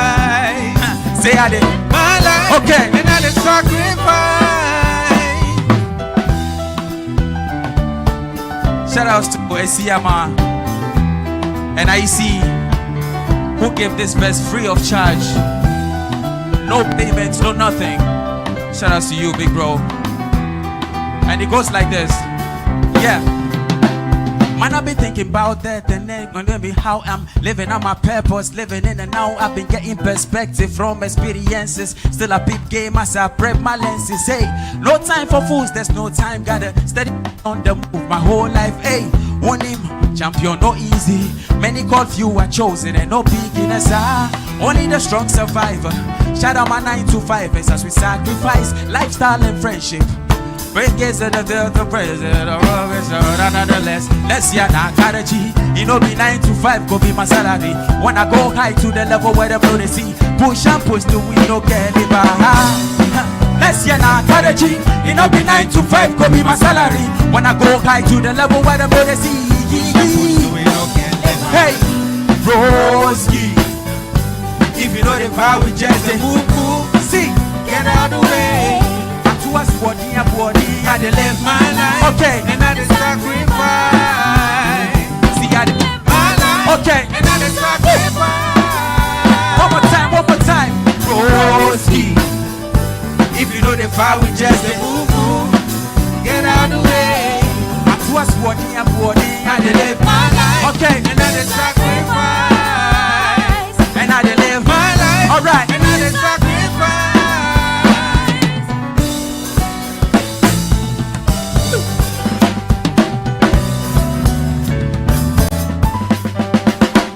And I did my life. Okay.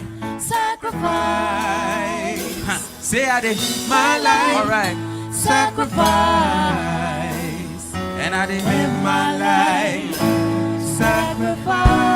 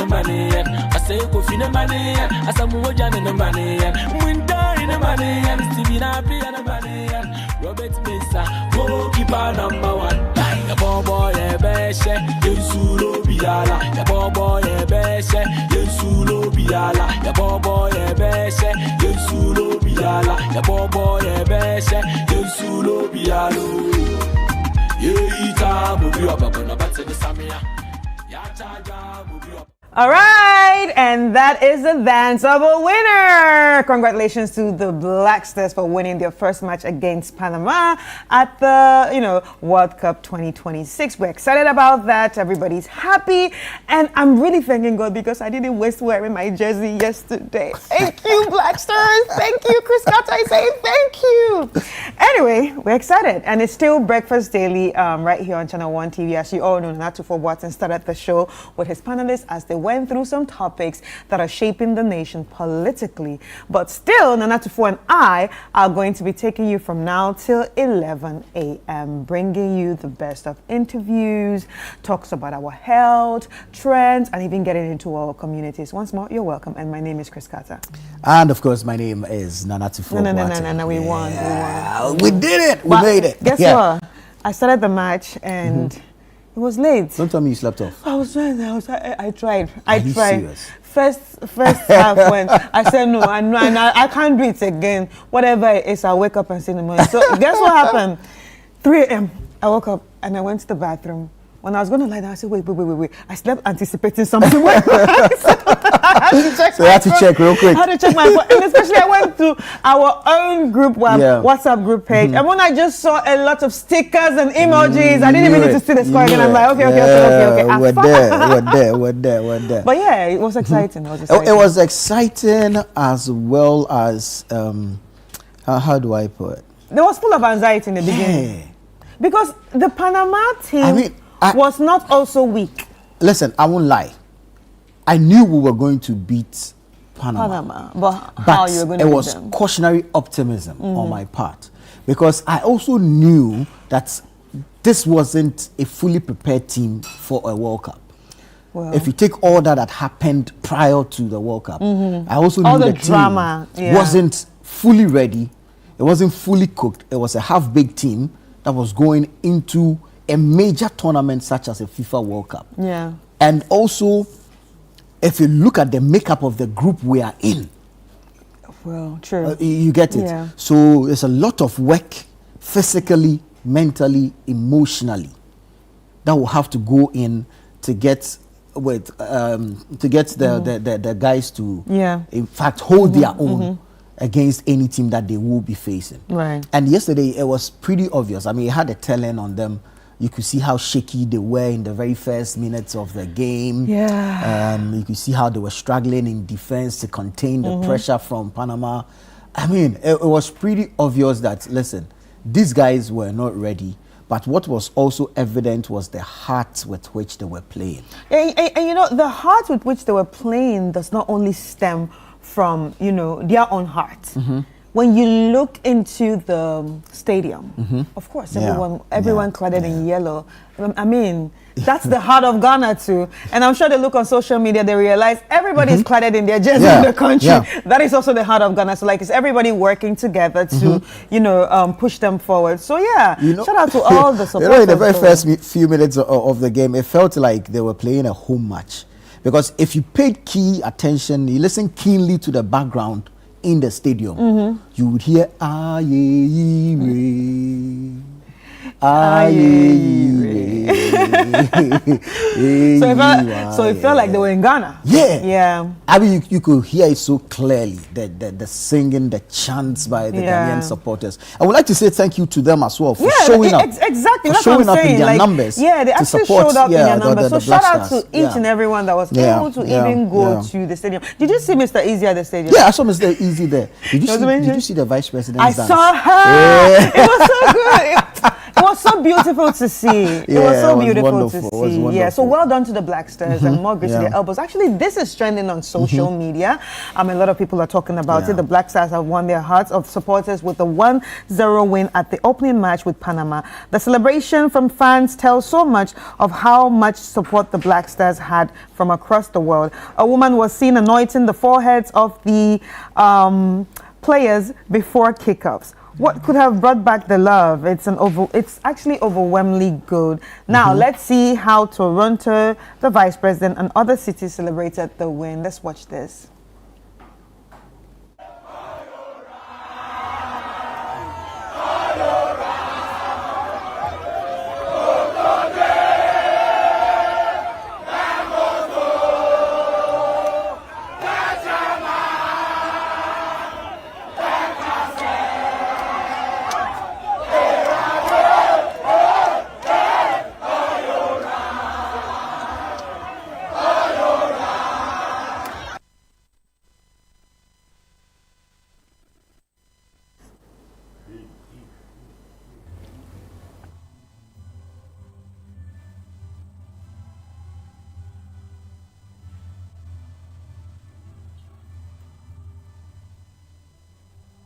It shows in her house.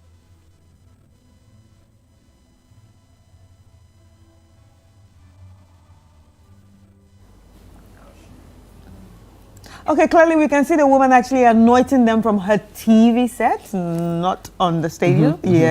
So, I mean, this is how every Ghanaian actually felt. I actually saw another one. The woman actually covered the whole thing when she couldn't take it anymore. She covered the TV with a wrapper and was watching it halfway to see what happens.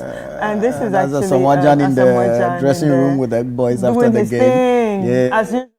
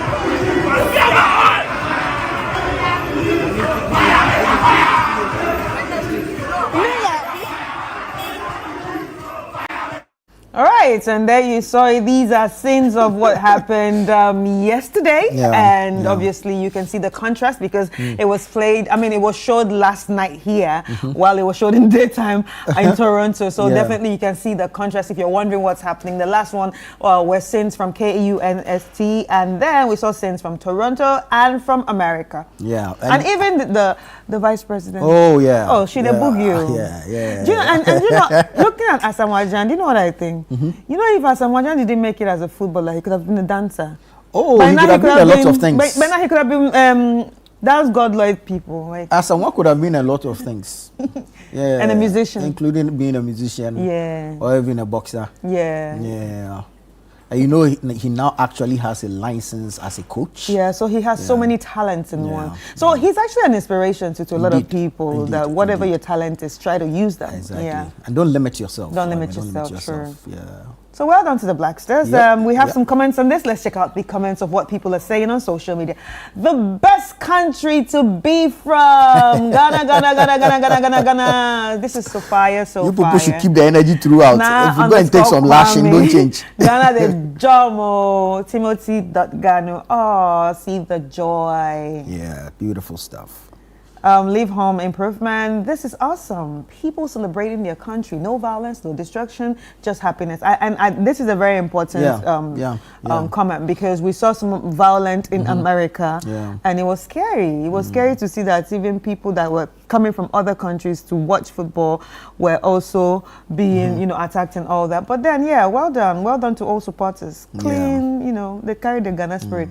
Niger, they carry last. We know they carry last, so we are here supporting you, so we they carry last. Yeah, there's Africa for Africa. Bon, c'est bon, c'est bon, c'est bon. Black Stars. This is Mommy Mbuze.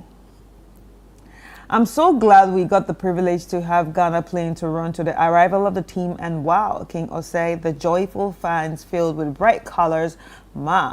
The vibes are just fire, fire, fire, fire. Congratulations on your win, Mary_Boyles.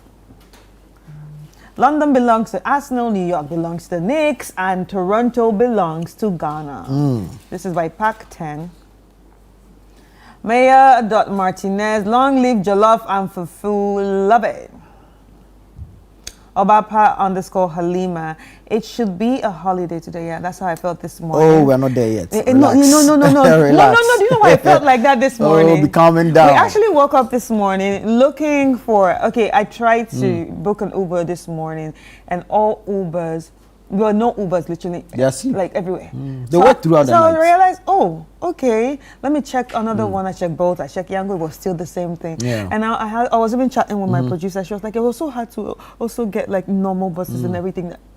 Yeah, so I mean, it's expected because one thing we don't pay attention to is the commerce, or if you like, the economic growth associated with the Black Stars playing and winning. Yesterday we were in Osu. And winning. Yes. Oh, because the story changes so when you win or lose. It's not just about playing; it's about winning too. So we were in Osu earlier on. John Boja from the Channel One newsroom did a story on sale of Black Stars jerseys. Right, sales were good, significant, good, improvements in the sales recorded by the traders. But after they tell you this, they tell you that the optimism is if they win ahead of the game. And of course, the security they have is that a win will boost more sales. Yeah. And so look at this. Ordinarily on a Wednesday night, the town will not be fully packed as it was last night. Yeah, but it was. Most businesses will close by 12 a.m. But the game went beyond that. Right? True. So businesses made money. The Uber you talk about, they had to stay up and work late because almost everybody was outside. Yeah, you get it. They will close late, and so they're probably now sleeping. You get it. So that's business booming. The various pubs, the various outlets where people will go and watch the games will have to put in extra hours. To accommodate the people. Some will actually even, there are places where they actually went to rent more chairs and tables to actually put them by the roadside, literally, to accommodate the numbers that were coming in. And it's like as the game was progressing, more people were leaving their homes. Exactly. I felt people couldn't bear to watch it alone at home. The anxiety was a lot. So people were now moving out to look for other, if you like, co-watchers. Co-watchers. Let's hold ourselves together. Whatever happens, happens. Exactly. Yeah. So, yes, aside the joy, the celebration, it also actually contributed to business last night. So imagine we have more of such wins. Yeah. It's anyway, great stuff. our fingers are crossed for the Black Stars. May they actually go through all their matches with success. 23rd, we're going to Boston against England. So that's a very hard match. Jesus. Yeah, like I said, I have cautionary optimism for this Black Stars going into. Very hard because match. you see, the truth is that we will not be lashed.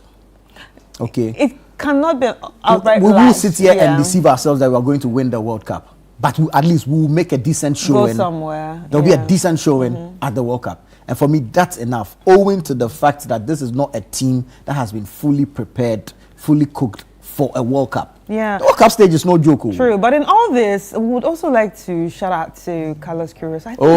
I think he came late, but there was a difference. Came somewhere in March. Yes, and there was a difference in what we saw. So I think if he's able to get the boys to stick to his game plan, we'll make some progress. Yeah. We'll make progress. All right, so moving on, since we jumped straight into trends, let's go back into our reminders. We'd like to remind you that the City Business Festival is still on, and also it's happening throughout the month of June, and it's something that you definitely do not want to miss from the 1st to the 30th of June 2026, and it's all about business and different business industries and so many things that you can actually learn from professionals, experts, and so on. So you don't want to miss it. So make a date with us right here on TV and on radio to check out the City Business Festival. It's also sponsored by ABSA, MTN, Petra, and Zonda. And also the Blanksense drama series is still on, and the Blanksense drama series is a drama series right here on Channel 1 TV produced by us, showing every Thursday at 7:30 p.m. Luckily, we have repeats from Fridays 11:30 a.m., Saturdays 7 p.m., Sundays 4:30 p.m., Tuesdays 3 p.m., and Wednesdays 5:30 p.m. Thank you to NASCO, Lizzie Shito, Out, Mosquito Call, Everpack, and Lele. And also the World Cup Central, since we're talking about World Cup Central is still on right here on Channel 1 TV. It shows every Friday at 3 p.m. with Gabi Ofer. You definitely do not want to miss it. It takes us through the journey. I mean, we started with the journey of World Cup and everything that goes on in the World Cup. Now the World Cup itself has started, so they're going to be talking about everything that's still happening on the World Cup, different analysis of all the matches that we're watching and so on. And Community Kick-Off is also another football show that we have right here on Channel 1 TV. It's all about grassroots football. Check out where most of your footballers come from. Happens every Tuesday, 5:30 p.m. right here. Don't forget the Channel 1 News app. The Channel 1 News app is still live, so go and download it on Google Play Store.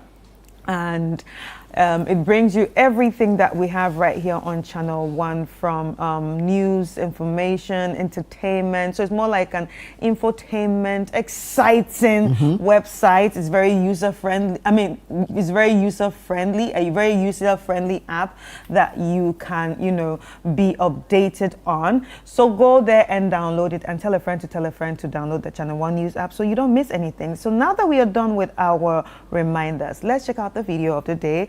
Then we get into our communities.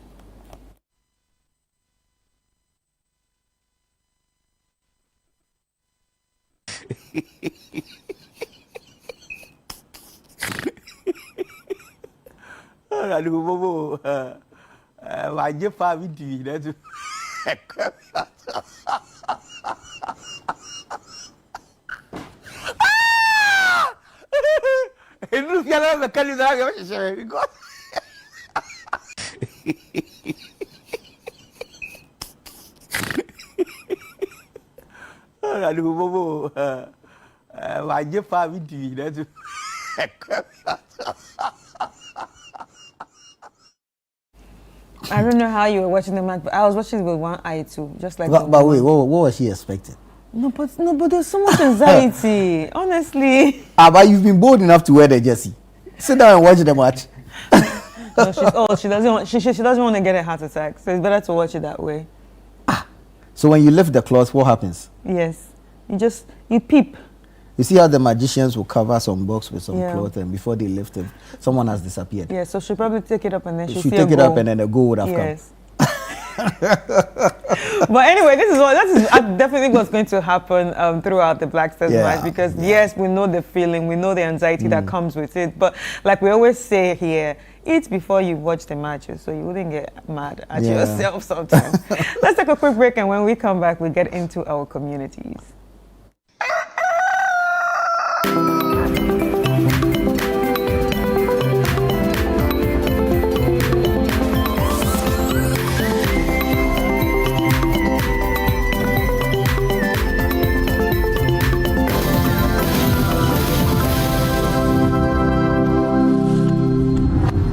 What is your government name?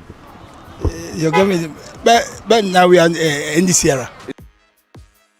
Ezu. Eza. What's your name? Isaac Nyako. Nyako. What is your government name? John Wani Mahama. My government's name, NDC. I was like, how? What is your government name? My government name? Yes. The International Institute of Ghana. I know it showed me not be the same raw material God to create men and women. What's your name? My name is Aisha. Aisha, what is your government name? President John Mahama. Yeah. President John Mahama. Ezu. Eza. Emefa. Ele mi aba mi MPP ni.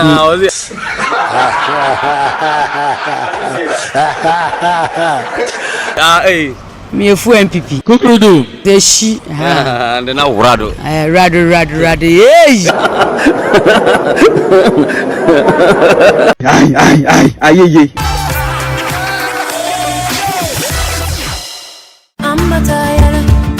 Get ready this July to step into a world where culture meets commerce, ideas turn into opportunities, and Made in Ghana takes the spotlight like never before. Welcome to the Northern Business Fair 2026. For 2 powerful days, the Jubilee Park will transform into a buzzing hub of creativity, innovation, and enterprise from the Savannah, Northern, Northeast, Upper East, and Upper West regions. From beautifully crafted products, innovative packaging, fast-growing local brands, and indigenous corporate bodies, every stand will tell a story of passion, resilience, and growth. This is not just a fair, it's a full experience. It's a place to discover, a place to connect, a place to grow. This is your chance to engage with Ghana's most exciting SMEs, startups, and homegrown brands all in one vibrant space. Dates Saturday 25th and Sunday 26th July 2026. Venue Jubilee Park, Tamale. Time 9 a.m. to 6 p.m. daily. Are you ready to showcase your business to the nation and beyond? Call 0205-973-973 now and secure your spot. Don't sit on the sidelines. Be part of the energy. Be part of the story. The Northern Business Fair 2026 is powered by Channel 1 TV with support from City FM, and it's proudly sponsored by EcoBank. The Northern Business Fair 2026. Your market, your connections, your growth.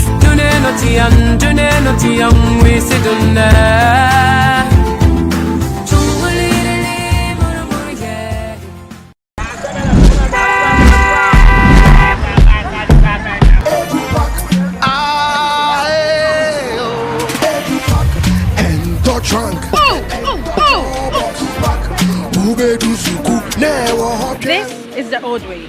Let me show you a new and a better way. EduPack. EduPack?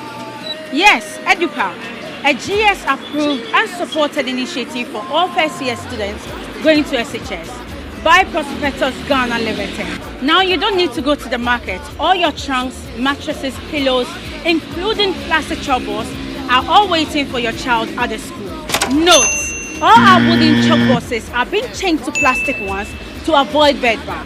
You can also register by dialing *713*821# following the prompts, or you can visit www.edupackgh.com and tap register. You can also register at any ADB branch near you at a very affordable price. EduPack, approved and supported by GES.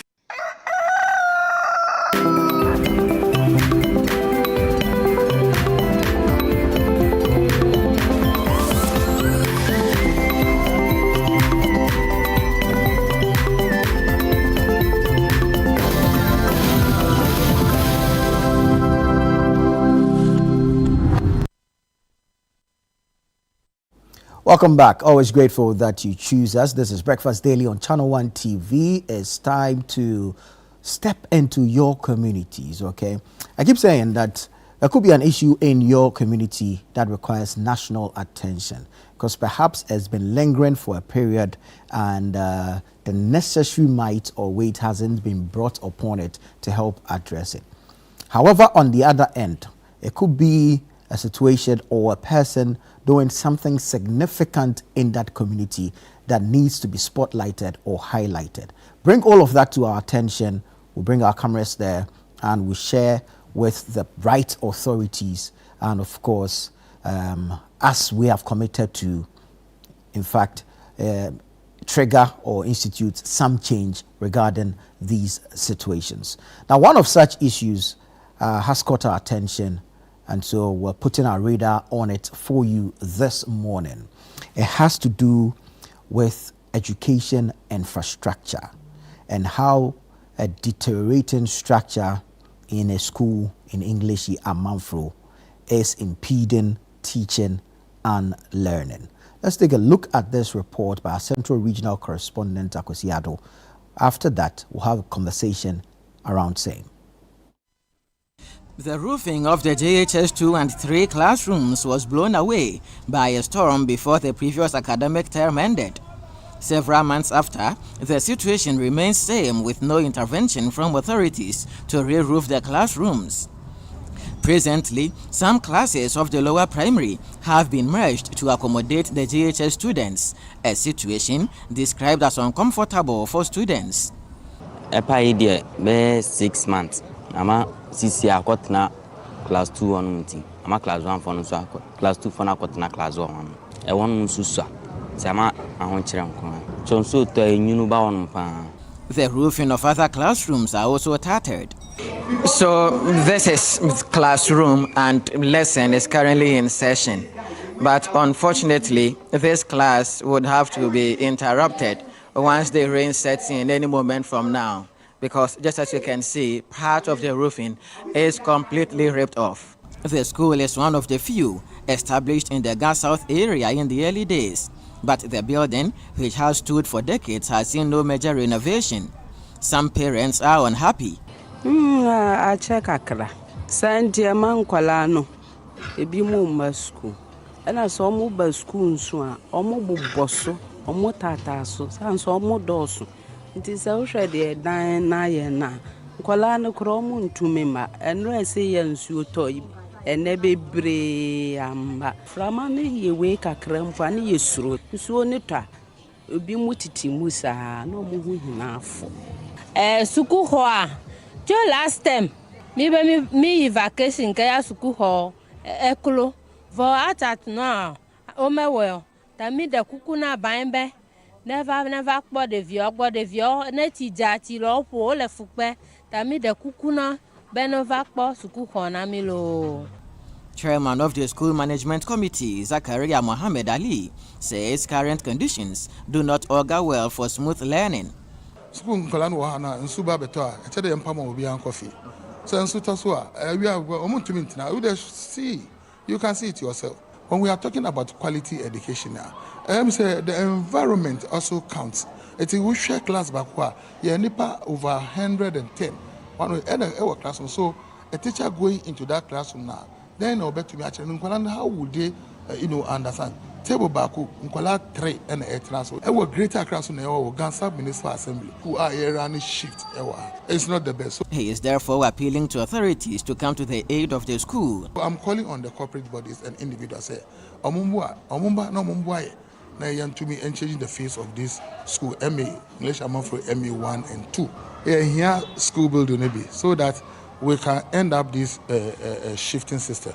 Meanwhile, Assemblyman for the English Amanfro electoral area has assured the Assembly intends to renovate the school and several others that are also in dilapidated state across the municipality. Very soon it will be done because we wanted to work on it because not only this school, this MA 1 and 2, and then there's a problem at MA 3 and 4 also here, and then the secondary school too, there's another problem over there. So it's a holistic thing that we are coming to do, and so the budget, you have to work according to the budget. But this is the pressing one, and then NASEC one is the pressing one. So MC is working on it with the MP.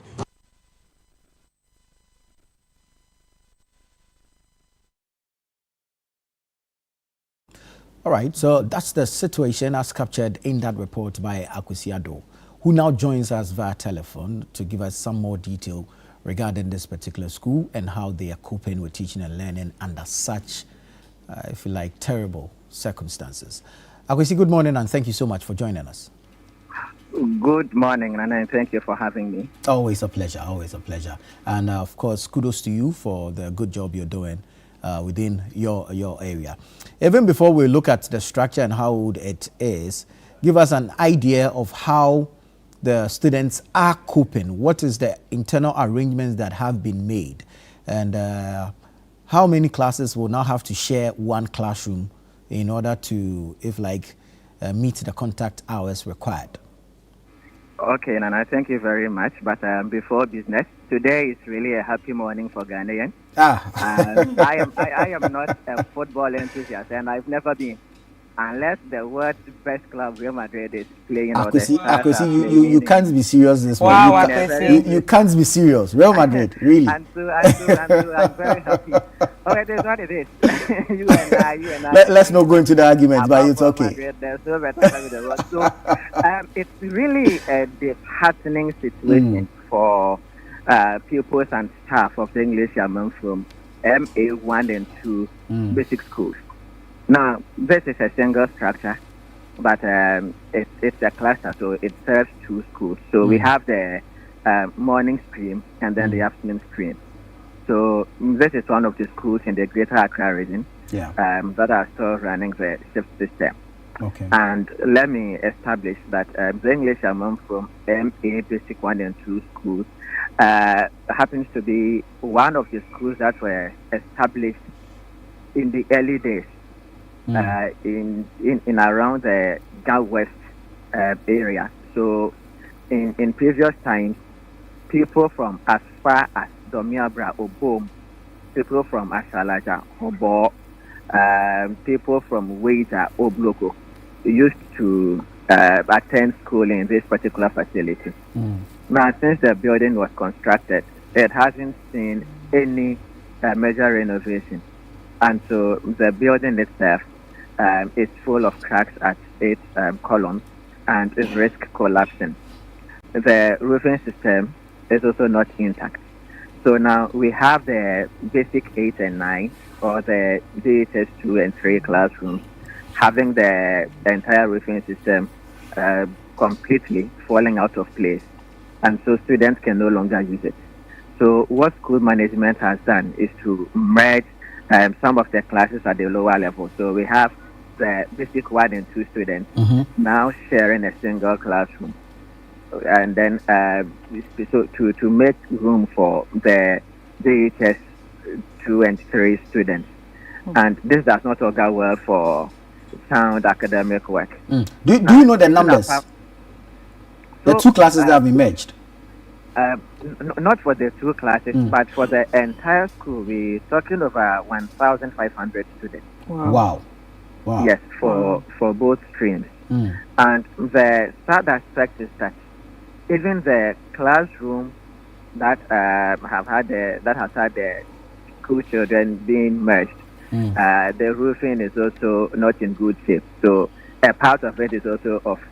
So what it means is that anytime it rains, the students would have to rearrange the desk. And imagine an already overly congested classroom, and then we have to rearrange the desk to make room for every student. It means that there is total chaos. Right. So it really makes it difficult for students to cope with the situation. And this situation happened before the previous academic term ended. And the school management has been doing everything possible to draw the attention of authorities to this matter. They've written officially to the Gas House Municipal Assembly. The Municipal Education Directorate is also aware, but nothing is being done about this situation. So most of the children have decided not to be attending school at all. And this is really having a significant impact on their academic performance. Right. I'm actually more concerned about how the teaching goes on.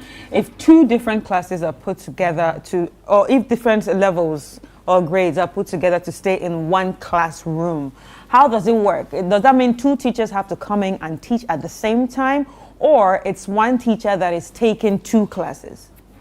So one teacher at a time. So whether you like it or not, if we are doing, if we are conducting lessons for basic 1 student, basic 2 students would also have to pay attention.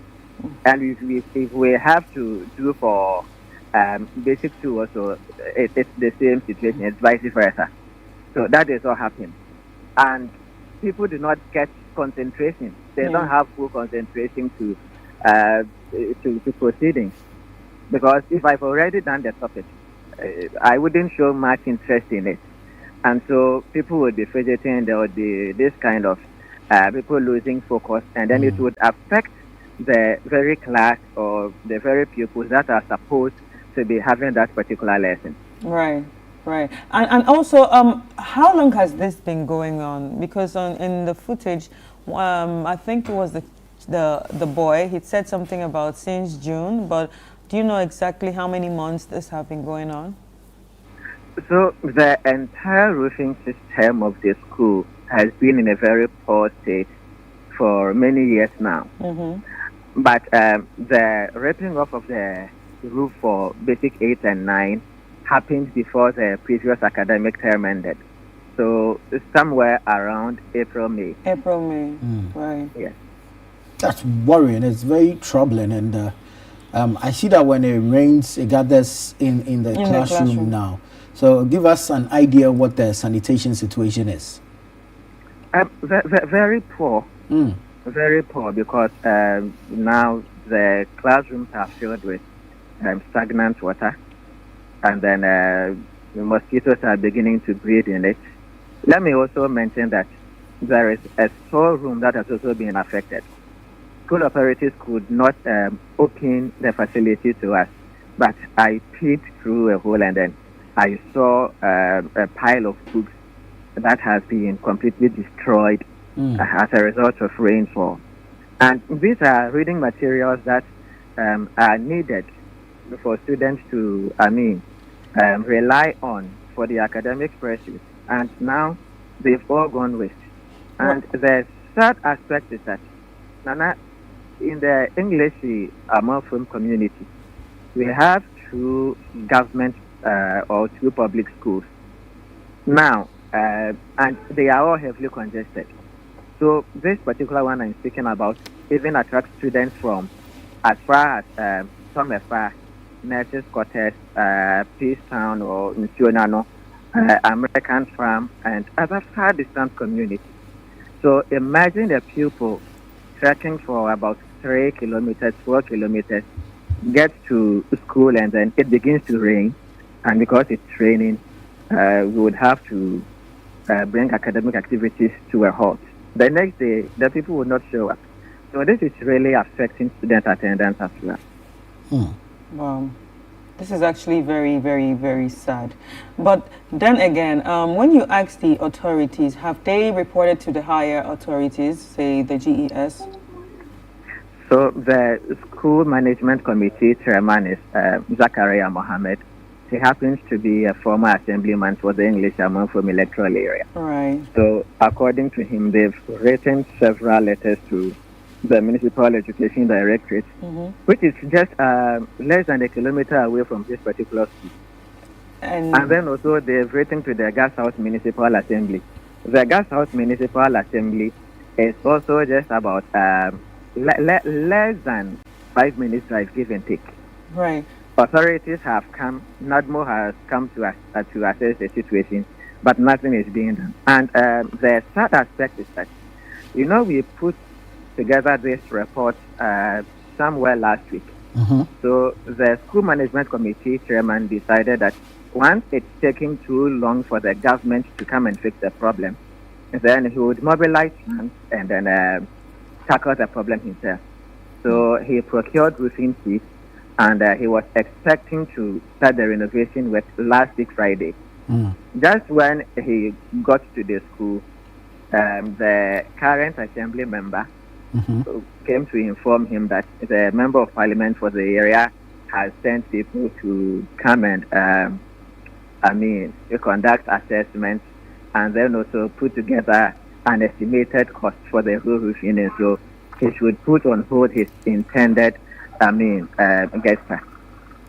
But when he has already procured the roofing sheet? Yes, when he had already procured the roofing sheet. And it's nearly a week, and the MP's intervention is yet to come to fruition, and students are still struggling. Who is the MP for the area? So the name has skipped me a little bit. Right, but he's an NDC member of parliament. So the roofing sheet is lying fallow, it's just there. Yeah, it's just there. And now they do not know when the MP's intervention would be done. And so, it's really a situation that is, matters are really uncertain for the people because they do not know when help would actually come.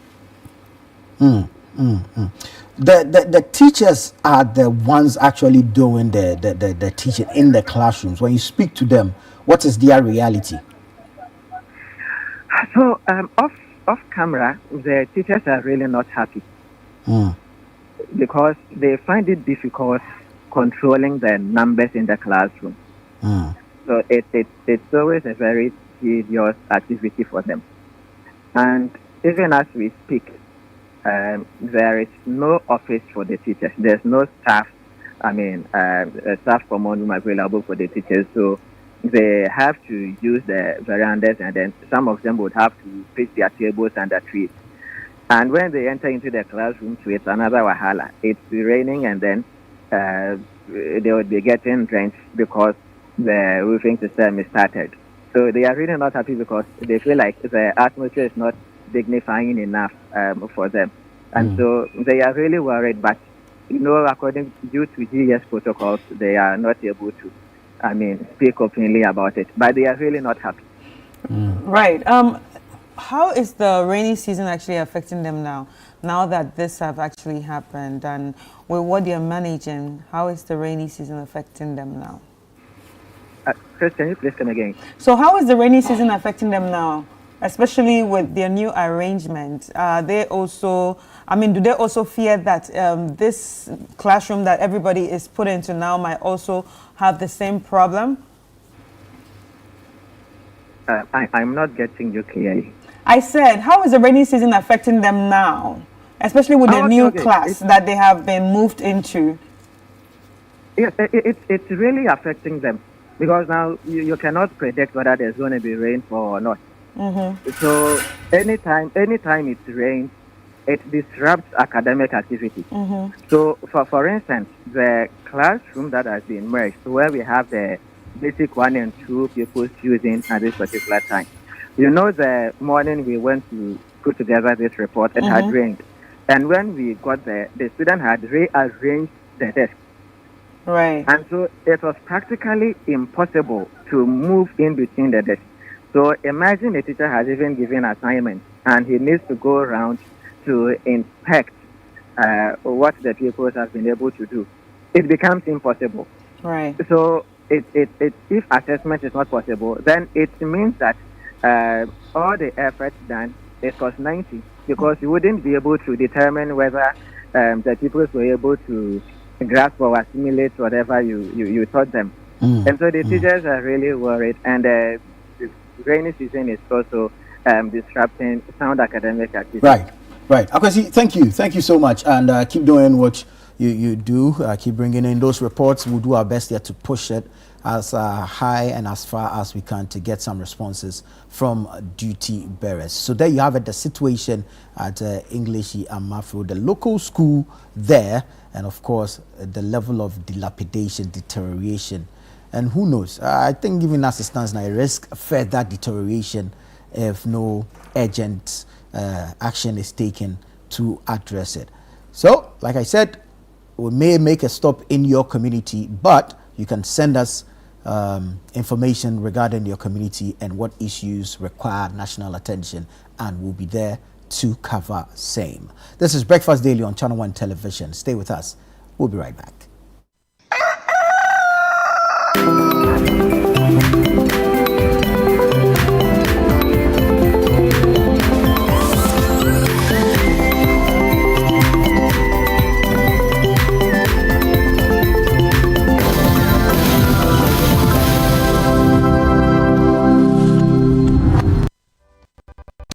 My line of work, a confident smile is everything. Kel Charcoal Toothpaste keeps me on top of my game and ensures my smile is always radiant and bright. With the tiring nature of my job, we spend several hours under the scorching sun. To keep our teeth white and our breath fresh all the time, we use none other than Kel Charcoal Toothpaste. Kel Charcoal Toothpaste. You're on a Kessie and in a kit one. Samayo Kendini, who be here, Semetra Sapapadia to Amame Manfo, Kel Charcoal's natural ingredients, and a bomb is so by a maniswing, Nesansu Mama Hotoso, a will beg you. Kel Charcoal Toothpaste. Choose Kel Charcoal Toothpaste for anti-cavity, whiter teeth, and fresher breath all day. Available in 80 gram and 150 gram. Grab yours today. Kel, happy smile. This advert is FDA approved.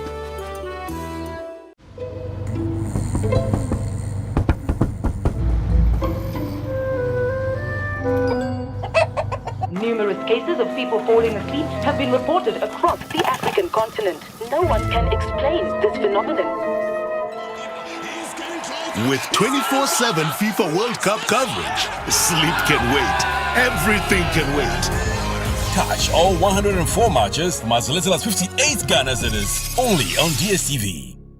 From Accra to Buenos Aires, from Lagos to London, the world is locking in for the greatest football spectacle on earth, the 2026 FIFA World Cup. But before the first whistle cuts through the noise, there's a deeper rhythm to the game. Every badge carries history, every player brings a story, every number means something. Welcome to World Cup Central, only on Channel 1 TV. Hello and welcome to another episode of World Cup Central right on Channel 1 TV. Your home of football intelligence with African energy and global perspective. We're taking you beyond the highlights, from powerful eye-opening stats to sharp breakdowns of every qualified nation to insights that change how you see the beautiful game. Their first appearance was in 1930 and their best finish at the World Cup was third place in 1930. That was a long time ago. Every Friday at 3 p.m. we serve it fast, bold, and electric. No fluff, just pure football knowledge delivered with style. You couldn't beat Norway, so if you're not at the World Cup, it's thoroughly deserved. So please stay at home. World Cup Central, Fridays at 3 p.m. exclusively on Channel 1 TV. I'm high and I'm Hey, Kobe, you are sitting down there feeling very comfortable when some guy called Dixon is taking your sister out on a date. Daddy, Dixon is a cool guy. And he's cooler than her other friend, Joshua. Joe what? Sure. Hey, don't complete it. What do you guys send these uncomfortable names? They make coolest friends, like my Nigerian friend called Adegbemi. Good day, sir. Yeah, look at them. And they are marching too. So, you're the dick.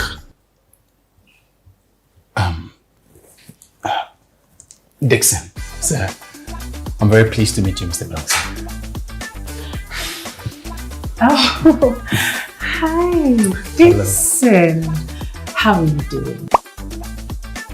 The Blanksons airs every Thursday at 7:30 p.m. and is sponsored by Out Insecticide, Nasco Electronics, Lizzie Shito, Everpack, and Lily Rice on Channel 1 TV. The vibe is too much.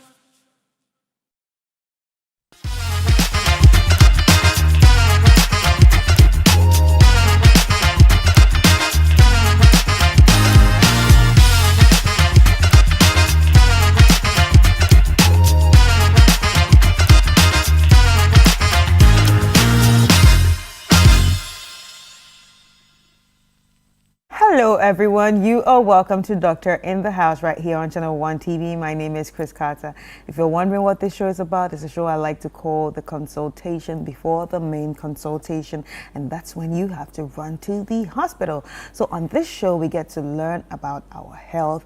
We get to learn about different conditions, how to manage some conditions we have, and of course, we get to learn new things too. So it's more like a mini medical school. So I hope you have your pens, your papers, and also I hope you are listening carefully. If you have any questions concerning the topic of the day, all you have to do is send it via the WhatsApp number on the screen, and we will get to ask the doctor. If you're wondering who the doctor in the house today is, ladies and gentlemen, the doctor in the house is still Dr. Ebo Daniels, who's the director of Solace Hospital at the Trade Fair area in La Accra. And also, Ebo Daniels is a leading voice in preventive health care in Ghana, focused on shifting the mindset from treating illness to preventing it. He also champions the Switch Health movement, switching from healthcare to preventive health, driving a national shift toward early detection and long-term wellness. So if you're wondering what today's topic is about, we are going to be talking about our attention and how smartphones can actually be, disrupting our health in different ways. I'm sure you're wondering, how can this item that I'm holding be disrupting my health? Yes, everybody has a smartphone, and the doctor says it actually disrupts your health. Now it's time for us to get into this conversation, so stay tuned and enjoy. Hi, Doc, how are you? Hi, Chris. Good morning. I'm fine, thank you. How's everything? Great. I'm happy. All right, let's get into it, Doc. Smartphones. Now, I'm sure everybody is wondering, how does this disrupt our health? Good morning once again, and thank you for having me today, and thank you for this opportunity to discuss this very important topic.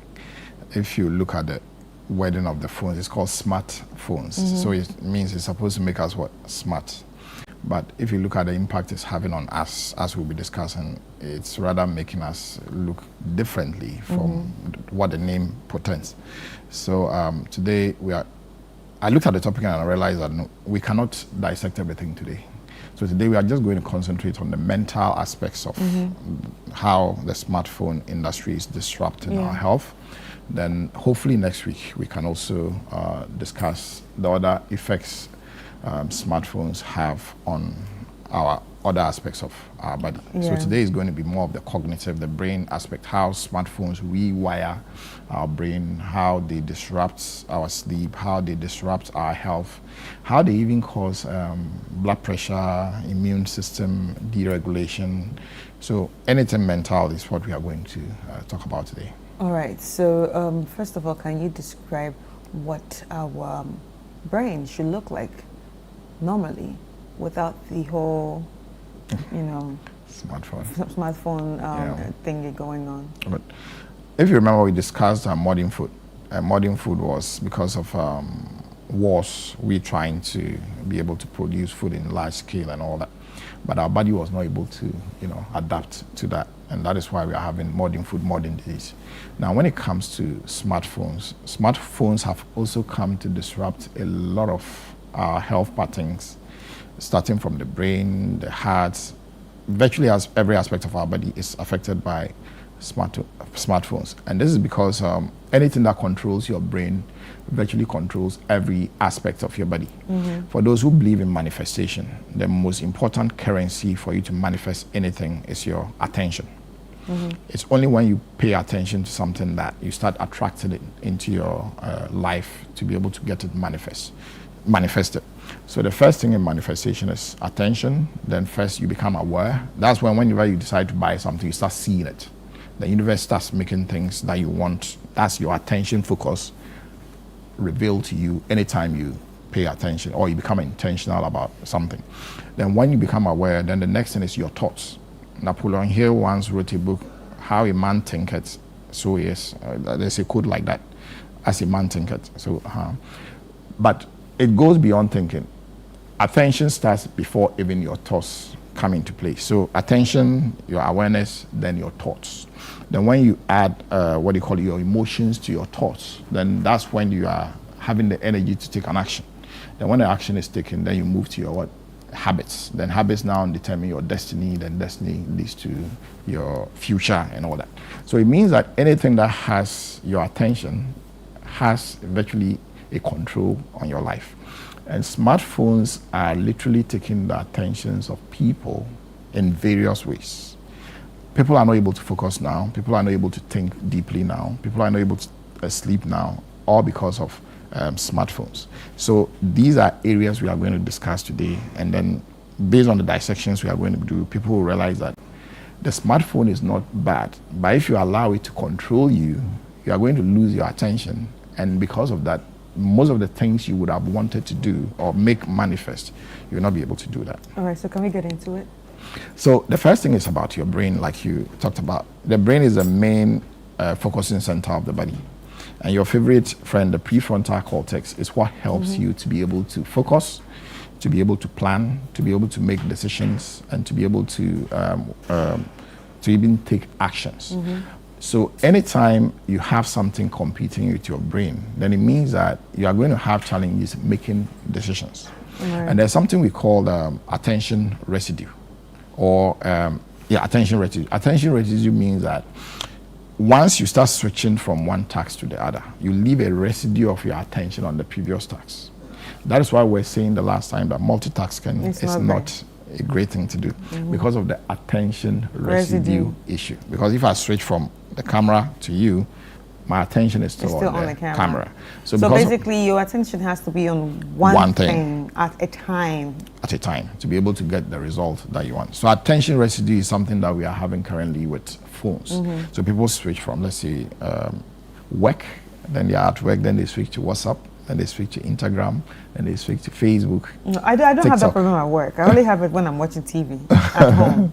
That's good. I see myself picking up the phone and look, and you know, I'm just doing both. Good. And I start to wonder, why am I even doing both? Doesn't make sense. So when you do both, then the attention residue sets in.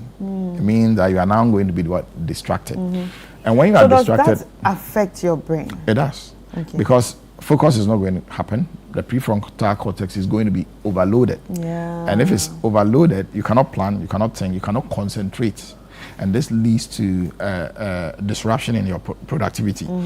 Attention residue has actually been shown to cause 40% decrease in your productivity. So if you are switching... So does that cause procrastination?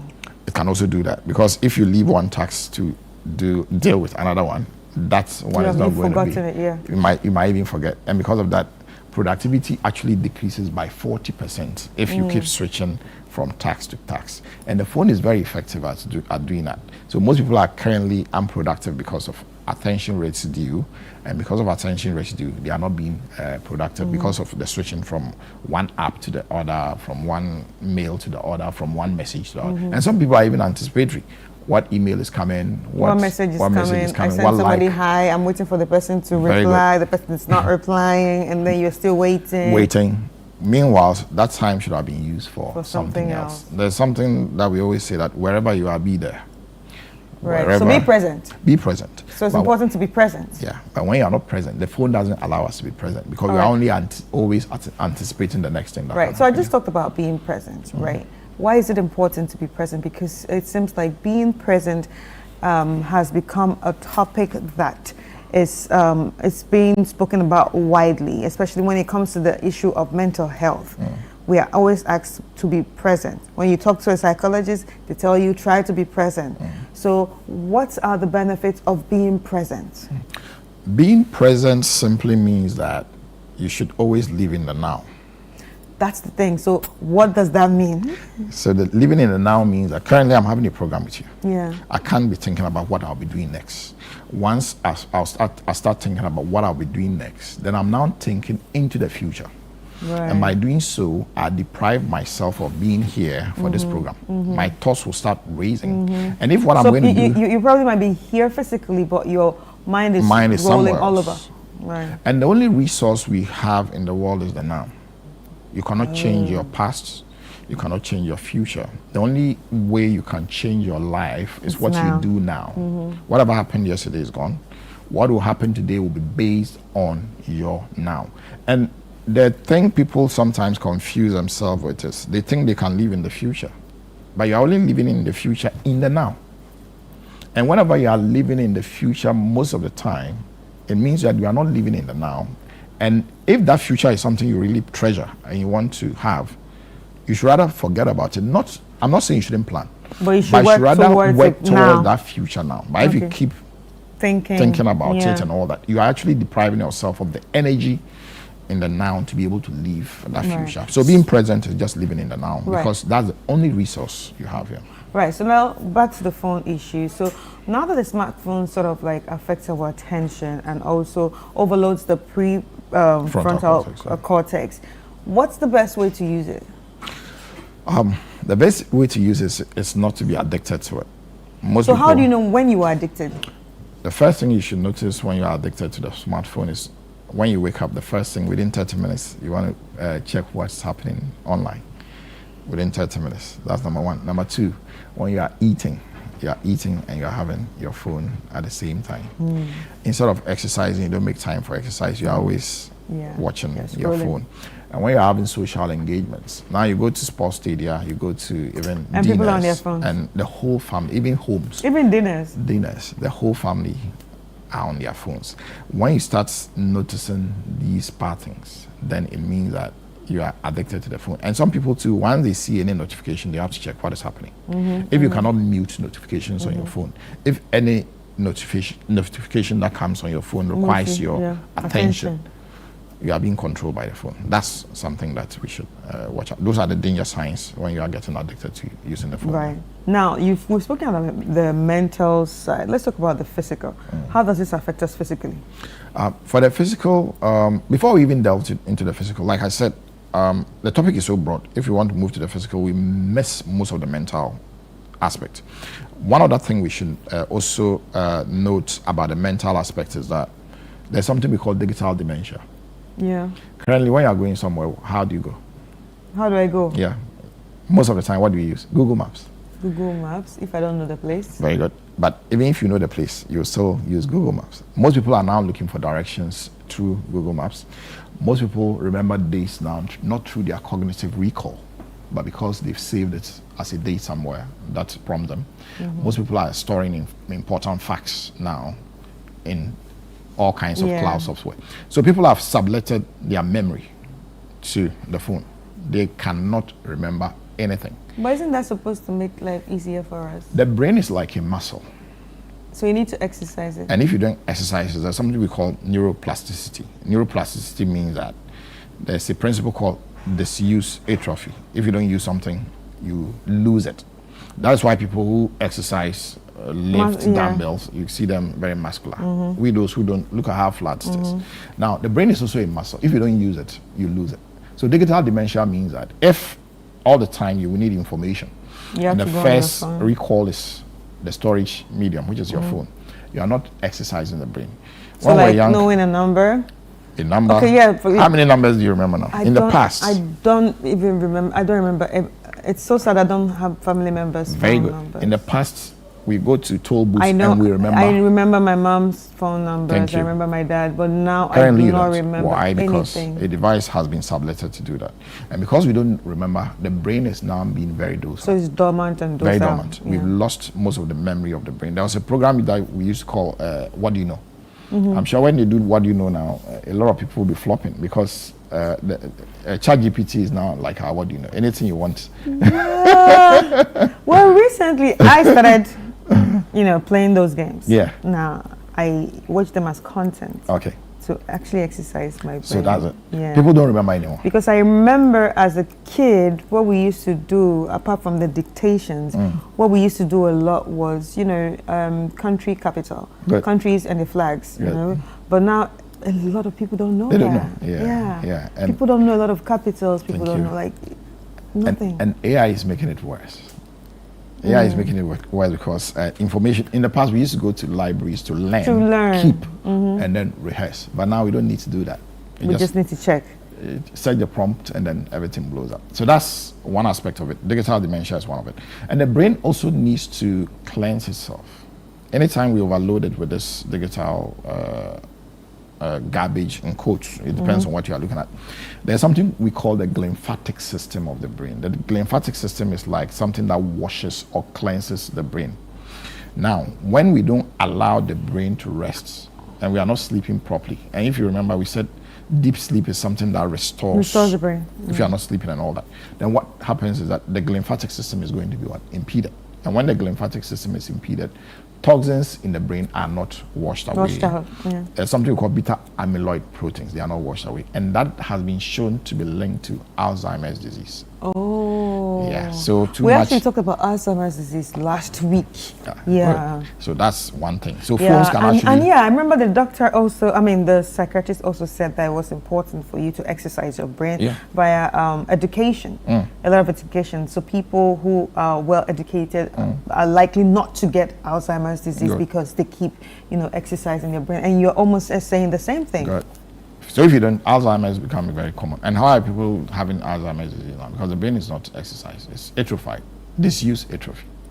And disuse atrophy. Disuse, you are not using it. You're not using it. Atrophy means that it's dying. It's dying. So the brain is dying because you're not using it. And another thing we should also talk about the brain when it comes to the central nervous system, especially for stress. Anytime a notification comes, there's a trigger in your brain. We call it the sympathetic nervous system, the fight or flight. When a notification comes, you can't tell whether it's true or false or whether it's good or bad. I hate it. So I stress. hate it, honestly. Good. I hate it because it affects my mental health. Good. So that's why my phone is always on silent. Good. And that's why people feel like, oh, you don't reply your messages quick. No, it's not part of my body. I don't want it to be part of my body. That's the truth. I don't want notifications to rule me. Good. But a lot of people do not understand that. That's true. Because I have phone anxiety. I call it phone anxiety because I've gotten a bad news from phones before. So I don't like it. Good. So am I doing the right thing by not liking it, by putting my notification off? Would you say everybody should also put their notification off? I do, and it's called digital stress because you don't know what a notification might mean. And one notification can actually spoil your whole day. And when that happens, and when people wake up in the morning and the first thing they check is their phone, the sympathetic nervous system is activated because cortisol is supposed to rise naturally. But when bad news, financial news, or something just pops up, negative, then cortisol, and when cortisol goes up, you know all the effects. Insulin resistance, so pre-diabetes to diabetes, body inflammation, body inflammation. So people are having cancers, they don't understand why the phone is part of it. And also your blood pressure because of adrenaline and noradrenaline because of the sympathetic nervous system also shoots up. So people are having blood pressure because of their addiction to, phones. So that's another cognitive aspect or the mental aspect. Does this also affect children the same way? The human brain actually gets matured at age 25. Right. So it means that anybody who's before 25, neuroplasticity and all those things haven't really consolidated. So it means that if you keep, hyperactively stimulating the brain is not going to be able to, focus. It will not be able to think deeply. It will not be able to, all the prefrontal things that we talked about is not going to happen. Children are having it difficult to learn now because they cannot concentrate because they are more used to things that move very, very fast. And the digital age makes you feel some sense of novelty. You just watch some little clip and you think that you know everything now about hypertension because of the way the schools and things are. So kids are not able to think deeply, they are not able to plan, they are not able to focus, and that affects academic performance. Some are not even able to sleep. And the sleep comes in when we talk about the retinal cells having sensors that helps with your sleep pattern, melatonin being decreased because you are on your phone. So people are not sleeping because they are too much on the phones and melatonin is decreased. So sleep quality and all that is decreased. And when you're not having deep sleep, the body cannot repair. We said sleep was your repair shop. So if phones are not making you to sleep, your body cannot repair itself. So all the time you are broken up. So how can we use smartphones appropriately without them controlling us, we being the masters of the phone and not the phone being our masters? So the battle currently we are facing is not about data. People think that, my data will go. It's not your data, it's the pixels. The data is just what brings the pixel. So, and then smartphones are designed to make you consume, to also run advertisements and all that. So if you understand this context, then what it means is that you should be able to let the phone not be your master, but you being the master of the phone. But people now are mastered by the phone. So the things we talked about, the red flags. Number one, in the morning, you shouldn't check your phone the first 30 minutes. But people wake up and the first thing they pick is the hour. Because it's lying beside them. Lying beside. So the bed, see their bed, see their pillow, see the phone's pillow. The phone is there, you know. And you should not even keep your phone in your room if possible. Yeah. And if it's in your room, you should always keep it silent. Yeah. And during work hours, your phone should actually be silent. You should have times where you make calls. And when you're making the calls, you should be walking, like we said. Because phones make us sit a lot. And when we sit a lot, we talked about the importance of sitting the last time. Your head weighs actually 5 kilograms. But when you are on the phone and you flex your neck like this, do you know what the weight becomes? It's multiplied by 5. It becomes 25 kilograms. Really? So from 5 this way to 25, because now forces are gravity. So why are people complaining about their neck? Right. Because the neck is always like, we call it tech neck. So they're having neck pain, shoulder pain. Some people are having cervical spondylosis and all that. And of course, when you're in social gatherings, you shouldn't be having your phone by you. You should just put it down. It's a bad behavior. Very, very bad. Now, even sports, yes, it was the black side. Watch the stadium. People are on their phones and all that. The game is what you came to watch. So if you cannot limit notifications, if you cannot have what we call digital hygiene. Digital hygiene means that you should have times when you are not touching the phone. You should have screen time. Screen time. Appropriately. Yeah. Then it's going to really control your life, and then all these complications we talked about, you are going to have it. Yeah. See, like when I was trying to cleanse my, behavior when it, comes to the phone, the first thing I did was had to check how much screen time I spend, because the phone actually has a way of telling you, especially iPhones. Yeah.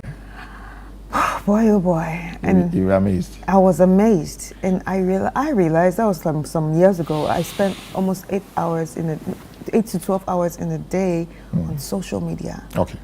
8 hours? Yes. Let me give you the statistics. And that's bad. If you spend 8 hours in a day averagely on the phone, on social media. Social media alone, that's work is outside. That gives you 2,920 hours. Do you know how many days that is? That's 121 days. Oh, Lord. So just 121 days is being spent on the phone. And the usual work is how many hours? 8 to 5 is about 9 hours. So it means that in a 24-hour period, you are spending the same amount of time you are spending on your work. And that is how much phones are actually stealing our attention on things that really don't deepen our relationships. Yeah. So now I have limits. Okay. Yeah, I have limits. I have 1 hour limits for all social media platforms. So if I check it, if 1 hour reaches, it goes off. It just blocks, and I don't touch it again. I try not to touch it again, yeah. But then we have a question here. I'm Ebenezer from Adenta. Whenever I make calls, I actually get severe headaches. What does that mean, Doc? Calls and severe headache. It depends on what news the calls is bringing. Of course, if the calls is something that is going to cause stress. Stress comes with all this psychological manifestation. It's not usual for somebody to make a call and get headaches unless the content of the call is actually very stressing. Other than that, you could also have auditory issues where people have hearing deformities, and because of just the call, if he's using, let's say, an earbud, that can also impact on the hearing and then lead to manifestations such as that. But ordinarily, nobody should get headaches when they are making calls. Right. Okay. Doc, I mean, this is very, very eye-opening. But then, as we live in the digital age, people are, finding ways to keep children busy, and giving them smartphones and smart tabs are part of the ways to do that. But with everything that you've said, this is affecting each and every one of us. What do you think is the best way to actually manage kids when it comes to this situation, so they wouldn't be addicted, because it starts from somewhere? There's something we call the dopamine loop. Dopamine is what most people call the pleasure hormone. But it's not just pleasure alone. It's motivation and anticipation. Motivation and anticipation. So what that means is that if you go to the casinos, that's the same loop that works. You're anticipating you win, so you keep doing. That's the loop. If you are somebody who takes alcohol, because of the alcohol, you think it will lead something. If you are somebody who takes nicotine or smoking, those are all loops that dopamine does for us. The phone is actually looped on that pathway, the dopamine loop, the pleasure hormone. So if at a very tender age you are not able to control kids to break that loop, they will grow up being what? Addicted to the phone. And what that means is that all the things we talked about, they are going to sublet their memory to a device and not activate their memory. And if you are not going to activate your memory, then virtually everything you need now, you have to use your phone. Then what happens the day when phones are no more there? Or you get to a place where there's no network. So if you really want our kids to have the best cognitive expressions of themselves, we should limit the amount of screen time we give them. Let them exercise their brain, because the brain is like a muscle. If you don't use it, you lose it. And based on that, will help them grow to be better psychologically, better mentally, to be able to recall. Why are kids now trying to smuggle phones into exam rooms? Because they can't recall anything. So for the kids, like we said, before the age of 25, the brain is not fully matured. And if you keep introducing them to these digital devices, they become dependent on it, and then addiction sets in and they cannot leave here. All right, Doc, this has been a very interesting conversation. So what is our tip of the day? You have a great voice. You should take this. So our tip of the week is the greatest theft in the digital age is not your data, it is your attention. Guard it carefully, because where your attention goes, your life follows. That's very interesting. Ladies and gentlemen, we've been speaking to Mr. Dr. Ebo Daniels, who is actually the director at Solis Hospital at Trade Fair La Accra. What are your numbers, or how can people reach out to you? So it's here. It's 0531032103. Okay. 06. And if you want any hospital that is more preventive health focus, or proactively pushing preventive health through prevention, detection, and then management, Solis Hospital is always the place to look out for. All right. Thank you so much, Doc. It's been interesting doing this with you. Ladies and gentlemen, thank you so much for being with us. And also those who reached out, thank you for your questions. And I hope you got your answers. This has been Doctor in the House. My name is Chris Carter, and see you next week.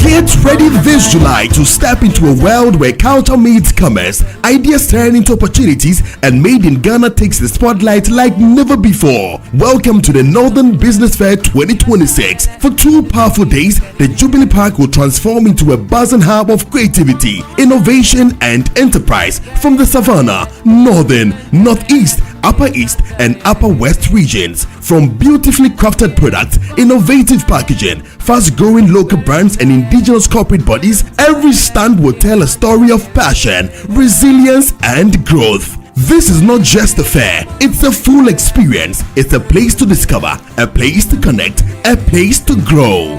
This is your chance to engage with Ghana's most exciting SMEs, startups, and homegrown brands, all in one vibrant space. Dates Saturday 25th and Sunday 26th July 2026. Venue Jubilee Park, Tamale. Time 9 a.m. to 6 p.m. daily. Are you ready to showcase your business to the nation and beyond? Call 0205-973-973 now and secure your spot. Don't sit on the sidelines. Be part of the energy. Be part of the story. The Northern Business Fair 2026 is powered by Channel 1 TV with support from City FM, and it's proudly sponsored by EcoBank. The Northern Business Fair 2026. Your market, your connections, your growth.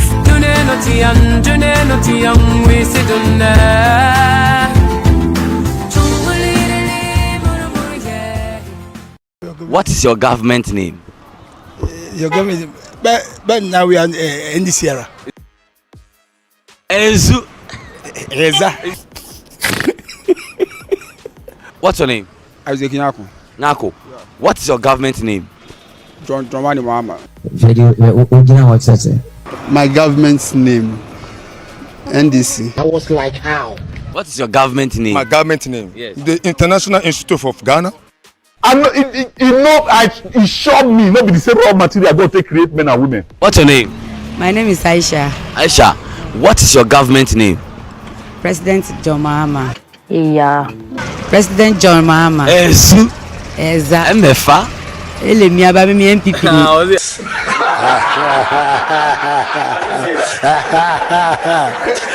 Hey.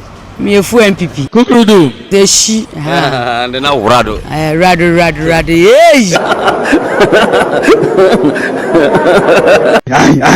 Aye. From Accra to Buenos Aires, from Lagos to London, the world is locking in for the greatest football spectacle on earth, the 2026 FIFA World Cup. But before the first whistle cuts through the noise, there's a deeper rhythm to the game. Every badge carries history, every player brings a story, every number means something. Welcome to World Cup Central, only on Channel 1 TV. Hello and welcome to another episode of World Cup Central right on Channel 1 TV. Your home of football intelligence with African energy and global perspective. We're taking you beyond the highlights, from powerful eye-opening stats to sharp breakdowns of every qualified nation to insights that change how you see the beautiful game. Their first appearance was in 1930 and their best finish at the World Cup was third place in 1930. That was a long time ago. Every Friday at 3 p.m. we serve it fast, bold, and electric. No fluff, just pure football knowledge delivered with style. You couldn't beat Norway, so if you are not at the World Cup, it's thoroughly deserved. So please stay at home. World Cup Central, Fridays at 3 p.m. exclusively on Channel 1 TV. Before I'm high and I'm getting.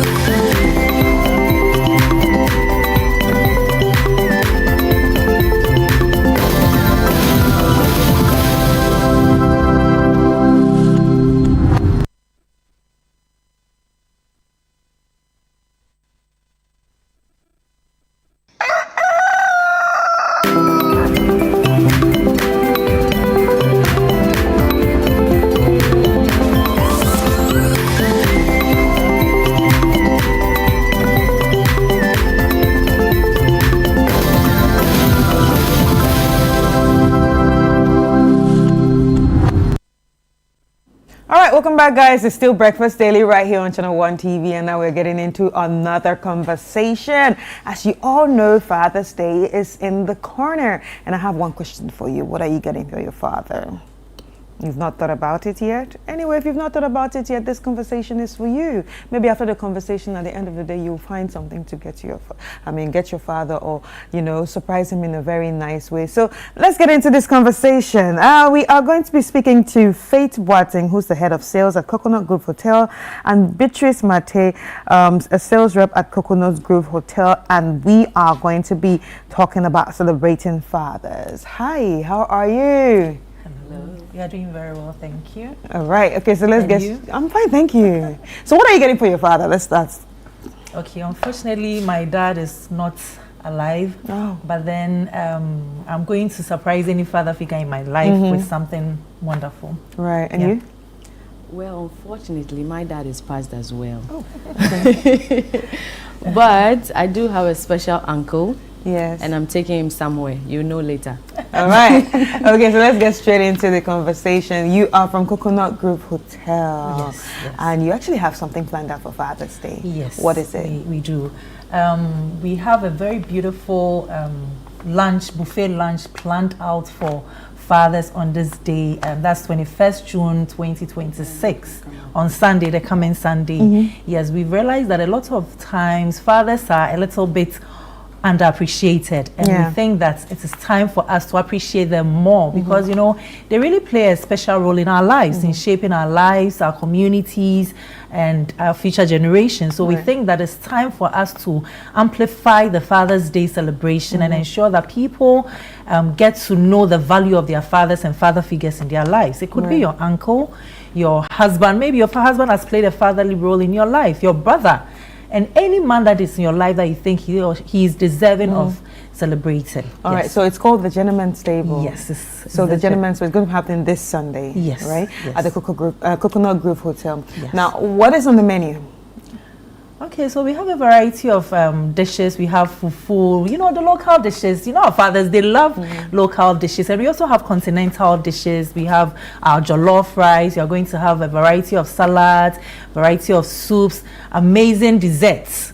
And then we are going to give them refreshing beverages, whiskeys, the beers, everything that you can think of is on the menu. And we're also going to have live band over at the buffet. All right. So is this the first time that Coconut Grove is actually organizing this? No, this is not our first time. We've been doing it. But this year, because like she rightly said, we want to amplify the love for fathers, because most of the time when it's Mother's Day, the noise and craze is everywhere. But when it's Father's, it's like, a lot of people don't even remember the day. So this year, we've taken it upon ourselves at all the Coconut Grove hotels to put the spotlight, not just our Regency, all the Coconut Grove hotels, to put the spotlight on the fathers. Wow, that's very, very interesting. And it starts at what time? 10 a.m. So we know that after church, you know, a lot of people close earlier from church. So it starts from 10 a.m. and it ends at 6 p.m. So from 10 a.m. can come, we'll have welcome drinks, activities for families, things that you can just do to create fun. Yes, so we are going to entertain them from 10 a.m. to 6 p.m. Yeah. How affordable is this? Very affordable. Very, very affordable. You want to share? Yes. So when two people, you're going to pay 650 cedis, and for one, and for one person, you're going to pay 350 cedis. Oh, okay, that's very And then affordable. for the kids from 5 years are going to pay 120 cedis, and then below 5 years is free. So it's for the whole family. Everybody can come.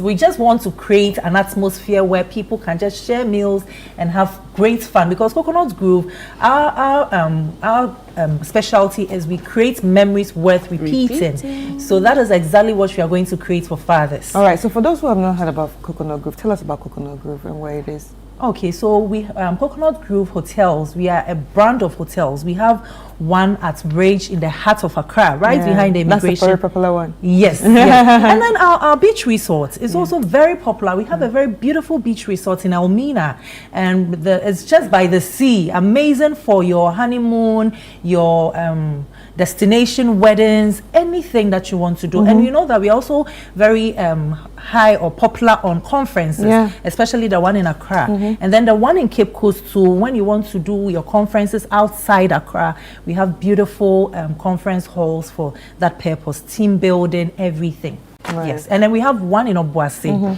Obuasi, it's called the Miners Lodge. And then the amazing one, Liberia. Yes, we have one in Liberia. Yes, we do. That's good. It's called the RLG Kandeja. Yes, it's also a beach resort. Very beautiful. So they're all under the Coconut Grove Regency family. Yes, Coconut Grove Hotels. Yeah, Coconut Grove Hotels. Yes, wow, wow. So okay, since it's Coconut Grove Hotels, why do they have different names? Oh, it's just the one in Obuasi is Coconut Grove Miners Lodge. Wow. You know, because Obuasi is the hub of the mine. Yes, so it's Miners Lodge. And then Elmina is Coconut Grove Beach Resort.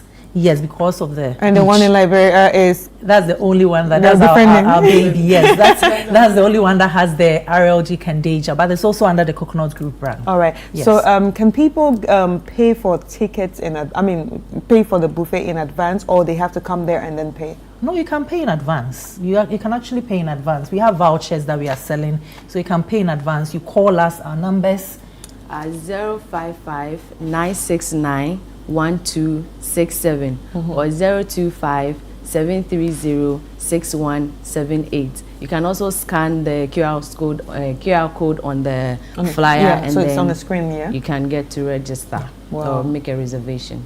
All right, thank you. So before I let you go, any final words to everyone watching? Okay, so we want to reintroduce Coconut Grove Hotels to Ghanaians and people around the world, that we are a brand that gives memories worth repeating. So wherever you are, whenever you want to go on a vacation to Cape Coast, Elmina, Coconut Grove Beach Resort is available for you to book. Whenever you want to have your conferences in Accra, Coconut Grove Regency Hotel is also available for you to book for all your intimate events. We have one also, sorry I didn't mention it, we have one also in Sakumono. Yes, we have one in Sakumono that has venues for weddings, and all our hotels have venues for weddings, for your weddings, your birthday parties, your intimate events, anything that you want to celebrate.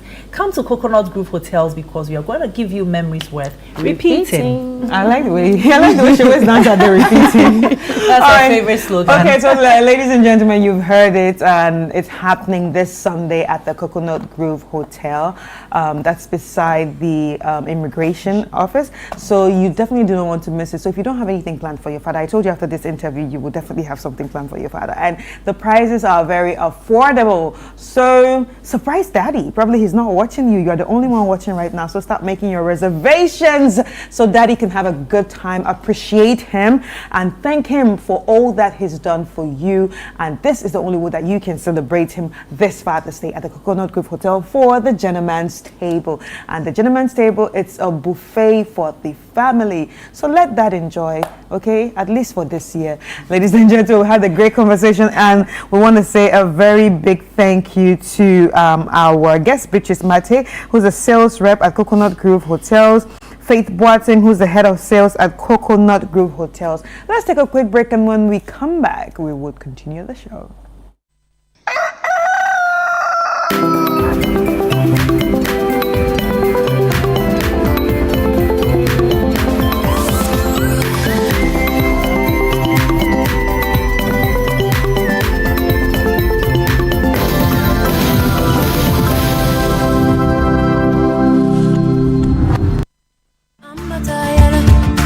Get ready this July to step into a world where culture meets commerce, ideas turn into opportunities, and Made in Ghana takes the spotlight like never before. Welcome to the Northern Business Fair 2026. For 2 powerful days, the Jubilee Park will transform into a buzzing hub of creativity, innovation, and enterprise from the Savannah, Northern, Northeast, Upper East, and Upper West regions. From beautifully crafted products, innovative packaging, fast-growing local brands, and indigenous corporate bodies, every stand will tell a story of passion, resilience, and growth. This is not just a fair, it's a full experience. It's a place to discover, a place to connect, a place to grow.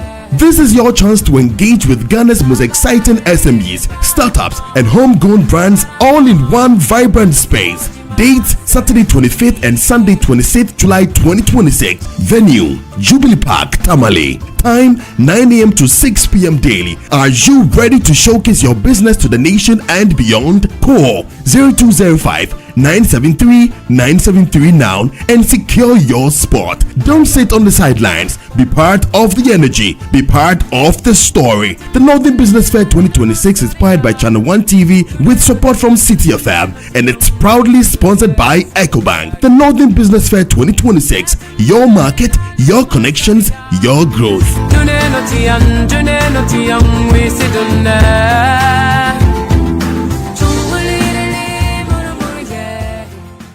What is your government name? Your government, but now we are in this era. Enzu. What's your name? Isaac Nyako. Nako. What is your government name? John Wani Mahama. My government's name, NDC. I was like, how? What is your government name? My government name? Yes. The International Institute of Ghana. I'm not, it showed me not be the same raw material I go to create men and women. What's your name? My name is Aisha. Aisha, what is your government name? President John Mahama. Yeah. President John Mahama. Enzu. Eza. Emefa. Ele mi aba mi MPP ni.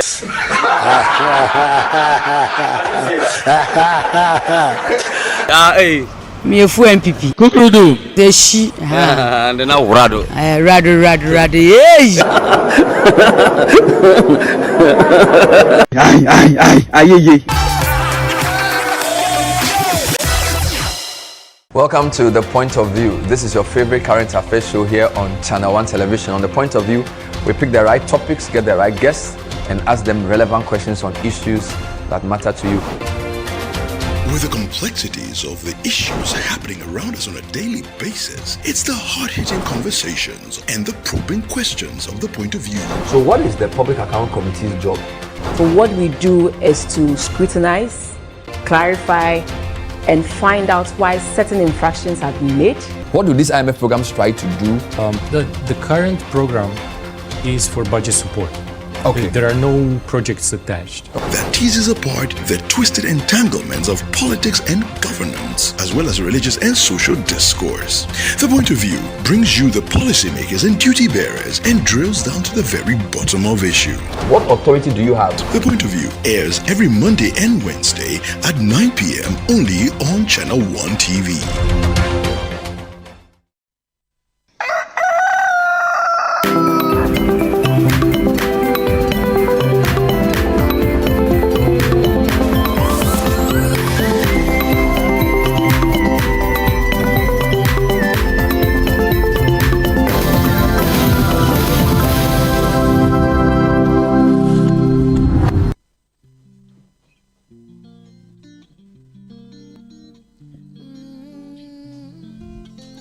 She's a girl who's soft at heart.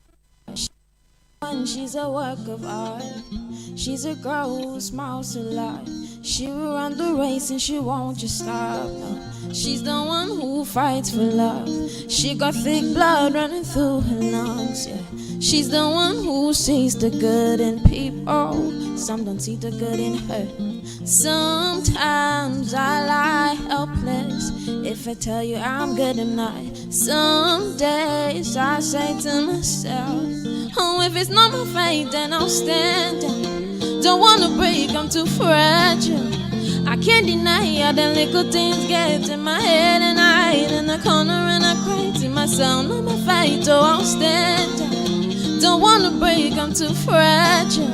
I can't deny how the little things get in my head, and I hide in the corner and I cry to myself. She gets tired every day from thinking hard. Oh, she holds everything she feels inside. Good bad habits that she wants to throw away. In her mind, yeah, she got some things to say. She likes big book with pictures. Oh, she likes staring deep into the skies. Oh, she knows she ain't perfect. She got scars in her soul, so she tries to hide it. In my head I lie helpless. I can't tell, think I'm selfless. Don't wanna break down, don't wanna crumble. So I say, if it's not my fate, then I'll stand down. Don't wanna break, I'm too fragile. I can't deny how the little things get in my head, and I hide in the corner and I cry to myself. Not my fight, oh, I'll stand down. Don't wanna break, I'm too fragile. I can't deny how the little things get in my head, and I hide in the corner and I cry to myself. I cry to myself. I cry to myself. I cry to myself. I cry to myself. Not my fight, oh, I'll stand down. Don't wanna break, I'm too fragile. I can't deny how the little things get in my head, and I hide in the corner and I cry to my. If it's not my fate, then I'll stand down. Don't wanna break, I'm too fragile. I can't deny how the little things get in my head, and I hide in the corner and I cry to myself. Not my fate, oh, I'll stand down. Don't wanna break, I'm too fragile. I can't deny how the little things get in my head, and I hide in the corner and I cry to myself. I cry to myself. I cry to myself. Really, I cry. Oh, I cry to myself. Not my fight, oh, I'll stand down. Don't wanna break, I'm too fragile. Can't deny how the little things get in my head, and I hide in the corner and I cry to myself.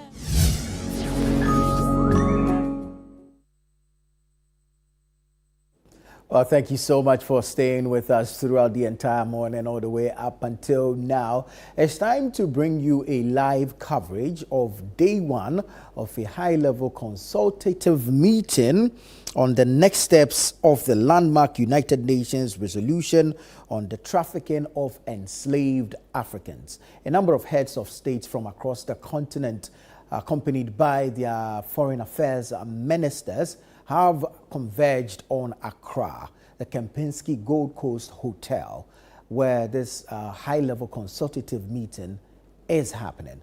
So let's bring you live feed from that proceedings. We pray you grant our distinguished leaders gathered in this room the courage that does not shrink from hard truths, courage to speak what must be said and do what must be done, even when the path is uncomfortable and the cost is high.